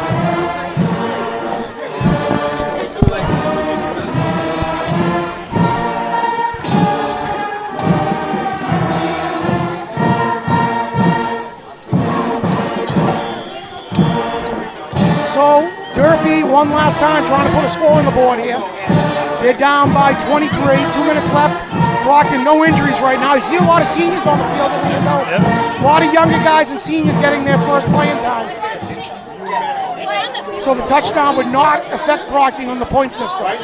It's going to be Matthew Sherry, rolls to the right. He looks deep. It's a nice throw, and it's caught. Oh, he dropped it. He had it, but he dropped it. That was a great throw by Sherry. Right in. And again, Mosiah Cousins had it. And it hit him hit him in the wrong place, the hands. And he looks like he's slow to get up. He's limping. He's all right. Perfect throw by Benjamin Matthew Sherry. You see it right here. Yeah, terrific look at this. throw. Wow, and I think he saw Casey lurking for the hit, and he. I don't want Casey on the field right now either. He's going to be playing both ways next week. Casey's done a great job his first game back. We got him hurt. Done a very, very good job today. Not the biggest guy on the football field, but probably has the biggest heart. Always gives it 100%. He is a complete football player. Yep, goes both ways. As you can see, he can do that. Man, did we miss him this year. 2nd and 10 for the Toppers. They're still going at it offensively, trying to attack Brockton. He rolls through his right. He looks, a little dump pass off. And then right wide in his hands. open, just overthrew him a little bit. Yep. Should have caught it. Should have caught That's it. Joel Michella, the junior. Durfee will return everyone next year. Yeah, Durfee's going to be a problem next year, y'all. Got an undefeated freshman group, returning everyone on their team on the upper and the senior side and the varsity team. But don't forget though, Brockton returns a lot too. So it's going to be a tough one down in Fall River next year. Yep, Brockton returns a lot too. As you can see, we have a lot of juniors and sophomores playing as well. So 3rd down and 10 for Durfee. Brockton's a fairly young team. When you look at it, they're a young team. 2-man motion, that's going to be a penalty. So this game is really crawling to a stop here. We may not get out of here until 9 o'clock tonight. Well, if we get out of here until 9, you're going to be here by yourself, Leo. So 3rd down and 15. You see Nathan Jean Philippe coming out. Brockton's making wholesale changes, as Steve Alley used to say in the Continental Cable Vision broadcast, the shock troops are in. Sherry's back, staying in the pocket. Watch out here, watch out. He's going to take off run, he's got a lot of room. And he'll get the 1st down and then some. As that will give Durfee a 1st down at the 45. And again, the clock stops at 1:42. Yeah, Durfee not quitting, trying to get on the board. They don't want to be shut out. They got pride, Coach Taylor Brown done a nice job in Fall River, getting this to be a relevant program again. Yeah, Brockton. They had Steve Lanutsky in the 90s when they probably had their most success. They had some good teams in the 90s, in late 90s, early 2000s. But they were down for a few years. Coach Caleb Brown has really put football back on the map in Fall River. Yeah, Brockton has a lot of subs in there on defense, so I don't think Brockton's worrying about too much about the Sherry's shutout. rolling over to the left, throws the ball over, and it's a little out of the reach of Marvin's Antoine, as we only take 4 seconds off the clock. As again, we should be in this broadcast till about 11 tonight. And let's not forget the crew did this game, who get there early and set up. The new postman, Curtis Reese, David Eric, Scott LaBossiere, top-notch production, Brockton Community Access. You can catch us on the Brockton channels. We'll be here Monday for Brockton. Yeah, Curtis ain't missing a beat, huh? Nope. He's paid a lot of attention, didn't he? Picking up right where Mike, the postman, left off, and he's doing a great job, as you can see. Great production. So 2nd and 10 for the Toppers at their own 46. Sherry's going to throw the ball over the screen pass, and nothing doing. And that's going to be number 5 for Brockton. We said his name a few times today on the tackle. And that is Maesa Baesa, the senior. Yep. So 3rd and 13 as the clock's running. 1:19, 1:18, 1:17 as the Boxers are on their way to the Big 3 title. Yeah, these backups want to preserve the shutout as well. Now, big shout out to Casey Rhodes coming out the game. Put a sub in there for him. He's down now too. Should have been on the football field anyways, to be perfectly honest with you. You did say why he's out there, but I think he's all right. Don't want to see him hurt.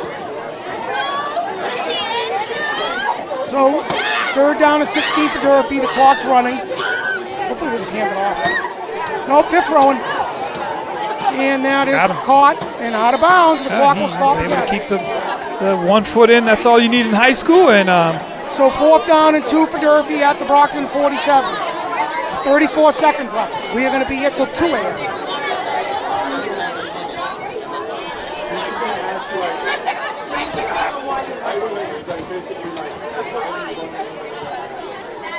See if Durfee runs it here just to get the first down. Nope, they roll out. Sherry rolls out.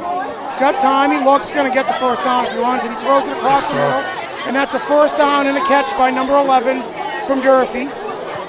Somebody's sneakers came out. And that's Landon Aguero, who's had a good game for himself, punting and catching the ball. I should say.